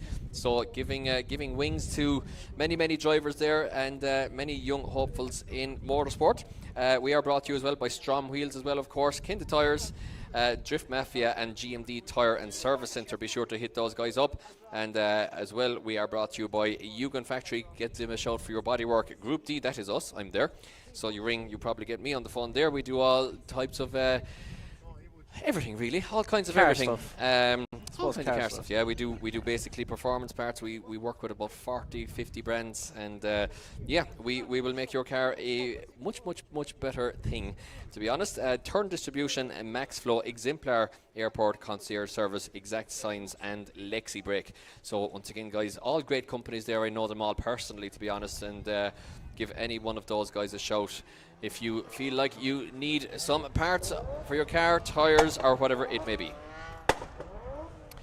Yeah, so, backfires, lots of backfires down on track, but we do have your favourite car is warming up now. It is Andrew Malloy on the line, who is on an 84.7, and he is safe for battle action around the midfield there on 17th position. Can he improve? He almost took the championship last year, but didn't quite get there at the last point of asking at him. That's for sure, Mike. Andrew Malloy, one of two Malloy brothers, always very consistent, always putting great scores on the board. Another man showing the power is in everything. Look at this. Andrew Malloy initiates lots of angle here, quite wide. Does he get into zone 2? He does. Andrew Malloy, always textbook as usual, looking very comfortable in that car. Flicks it to right and to left to get back into zone 5 and into zone 6. Small bit shallow there coming out of zone 6, but makes it work into zone 7, right outer line there with low power to get up that hill is quite interesting. Look at this, he rubs the back end of that car off the wall on zone 9 and crosses the line for zone 10. Round of applause for one of the Malloy brothers. I love the look of this car. Yeah, absolutely. Don't see Peter in attendance, but Andrew definitely doing the business. I'd say they're both going to give it up, but then, you know, Andrew Malloy was like, Adam wants to see that car, doesn't he? Absolutely. So Andrew Malloy with a score of... Did we get that called out at him? We haven't. Our judges are chatting amongst themselves, so they are still debating. Oh, I didn't see because it's an 84.7 again, so identical scores for Andrew Malloy. Now watch this from Dylan Wilson, guys. Watch the entry here. Remember, the turkey fighter in over the hill, flicks it in. Beautiful initiation again, really dials it straight onto angle, that Japanese style drifting that we want to see, but in Ireland with a German chassis. Go figure. The E92 here now, once again the turkey fighter, putting on a great show at the Red Bull Drift Pursuit event in Mondello Park just a few weeks ago. 600 odd brake horsepower, 2JZ. Check this car out in the pits if you get a chance, guys. It is such an impressive build and a really nice guy as well, the man from Derry. Perfect run here pretty much so far. Maybe skirted with disaster in terms of dropping a wheel over the edge there around the second hairpin, but I think overall just about kept it on track and crosses the line. That's a big run there from Dylan Wilson. I would say so, Mike. So we wait for the score drop in from the judges. As they tell me, yeah, when I ask for the score. Oh, it's a huge run, guys, from Dylan Wilson. 94.7 for second position from Dylan Wilson. Great run there. Very deserved as well. Now, young Jack Mulvihill is on the track, and he's on a 65.3. Championship hopeful here at him. Currently not qualifying. That's for sure. Mike qualifying first place in his competition car throughout round 1 in Mondello, but having some car issues, leading to him going in his practice car here. Still competition spec, the 350Z, still looking outstanding as well. A great driver. We've seen him tandeming with the one and only James Dean down at 360 Motorsport, and he knows his stuff. He knows how to put a car where it needs to be, but is the power going to be an issue for him? Is that going to affect him on getting a high score for this? Well, Jim, his dad, putting in the work there and putting in the money to that chassis, the S15, putting a quick change rear end on it, and unfortunately twisted the input shaft to the gearbox, the BMW gearbox, but he does improve, and it's an 82.3 for Jack Mulvihill, seeing him in 22nd position, meaning we lose Dean Dillon. Kieran O'Dwyer now sits in 32nd position as Lynn McKillen takes to the track with a big flick entry, very Japanese style once again. In the We Buy Cars 180SX. I love this car. I love the livery, Adam. It's so distinctive. It sure is, Mike. A few colours you don't usually see. And look at this. He puts that 180 right where it needs to be. Maybe just dropping a tyre before it's on 6 there, but makes it work. Revving that car to its max. Dropping a tyre here. Coming up the hill again, but back into that zone where it needs to be. Transitions into 9. Comes up the hill for the final hairpin into 10. And finishes out his second qualifying run. Yeah, I mean, just a little bit of a waver there after 5. Maybe could have got on the gas a little bit quicker and rotated the car around. And it's not an improvement. It's a 73.7 for Glenn McKillen.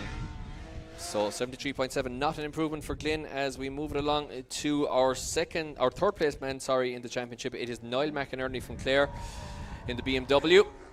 Can he improve on an 81.7? He is in third in the championship, but 26th in qualifying. So once again, if he wants to really get up there, he has to improve here. He's doing the right thing so far.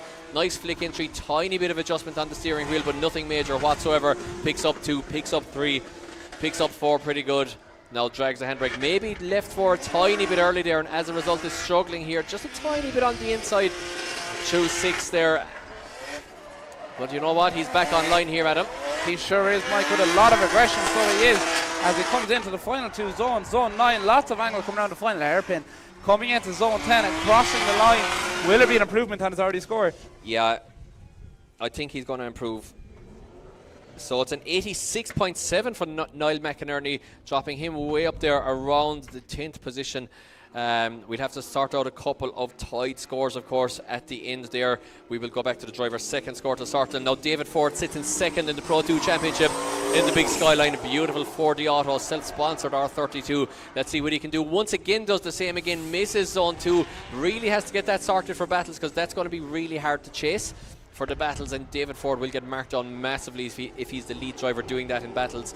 Now, can he improve? I'm not so sure on an 85, because so far, Adam, that's a big deduction on 2, but he's pretty much doing everything right for the second half of the run. That's for sure, Mike. He made his own second zone, so he did, coming down over the hill. Going too wide, but the rest of the run looks quite solid to what the judges want to see. So it's not an improvement. It's 76.3 for David Ford. Not an improvement for the Galway men, which means, guys, that after a long and arduous qualifying session, we are ready to rock for the last car of our Pro 2 qualifying session here at round 2 of IDS in Watergrasshill, and it is none other than the Kildare man. Just alongside Mondello Park, it is Justin Murphy. As I see his spotter here blessing himself before he comes in over the hill. Look at the aggression here from Justin Murphy. Always putting on the show. Yes. Insane stuff. Round of applause ready for Justin Murphy into the zones perfectly. What have they started feeding him this year? Justin Murphy is coming out here like it is his only mission in life to take the top spot in the Pro 2 Championship. Insane stuff so far. An incredible car, an incredible man in the pits. Always very nice. Dropping a tyre there a small bit. Struggles a lot on zone 8 there. Yeah, such a pity there, because after that initiation, and maybe he's it's just all falling apart here a little bit for the Kildare man, but does a rolling burnout across the line. He knows he's safe for battle action, guys. Round of applause for that entry from Justin Murphy.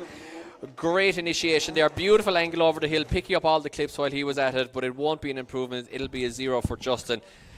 Well, it won't be, it'll be a 65. He does get a score but doesn't improve. So Justin Murphy with an 89.3 in his first run, which concludes us, guys, for Pro 2 qualifying here at IDS round 2 in Watergrasshill. We will tot up the scores. We will sort out any tied scores. Of course, we will go back to the driver's second run in the event of a tied score. And we will bring you the top 32 scores in about 5 minutes time here at IDS round 2 Pro 2. And then in about half an hour after that, we will be in for battle action, for top 32 battle action, where it'll all go down and we will see the future stars of tomorrow battling it out for top honours here for King of the Hill on the Saturday here at IDS Pro 2 round 2. We'll be back in a couple of minutes with your top 32 qualifiers.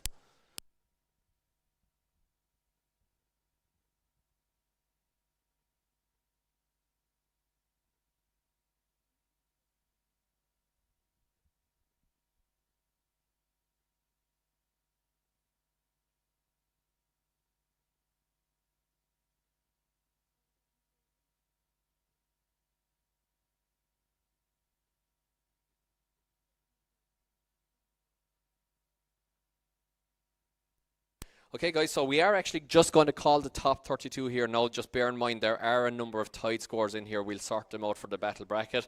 So just a couple in the midfield there. I can see there's a couple of drivers tied on 85 and 82, etc. So there might be a couple of scores just to sort out in the middle, so bear that in mind. So in 32nd position, just creeping in with a score of 76, it is Kieran O'Dwyer from Athay in Limerick, just creeping in. 31st is Finbar Crowley, then it's Francis Hines. In 29th, it's Gar Collins. Then it's Ronan Doherty. Dave Richards creeping in 27th. Callum Coogan is next, followed by Tom Hayden, Ryan Nally, Jack Mulvihill doing it in the second run, and Alex Williams in 22nd. Then it's Gracian Chichelski in 21st position. Stuart Gordon is next. Then it's young Jamie Hines in 19th. Andrew Malloy, all the way down from County Down, in 18th. Then it's David Ford, Nathan Corcoran, Alan Connaty, Dale McBreen, Niall McInerney, Jack Kelly, Owen Foran, and your top 10 qualifiers for IDS Pro 2 round 2. It is in 10th, Ronan McGrath, tied in scores at least with Glenn McKillen in 9th. Ericus Navitskas is next. Then it's Justin Murphy with that great entry on his second lap, but just not holding the lap together to take top spot. He's in 7th, currently leading the championship. Andrew Kinna with a big showing in the Alteza is 6th. It's Bartek Blajecki in 5th. Then it's Marcus Heinen looking very, very good in 4th position. Clark Hatton looking even better in 3rd. Dylan Wilson in the Turkey Fighter in the E92 in 2nd position. And Jake McElveen topping qualifying qualifying with a score of 96.7 with 2 humongous runs, the higher of which on his second run. So he is your top man in qualifying, scoring 11 championship points and putting himself in prime position for the battles he will be facing off against Kieran O'Dwyer in 30 seconds. So that is your top 32 qualifiers, guys. Thank you very much for joining us in qualifying. We're going to go to a couple of ads and we will be joining you back for semi-pro, in fact, Pro 2 top 32 action here on the Saturday at IDS Round 2 2026 in about 30 minutes time. Be sure to join us back there. It's always eventful. It always has fireworks, and we will see you then, guys. Thank you very much.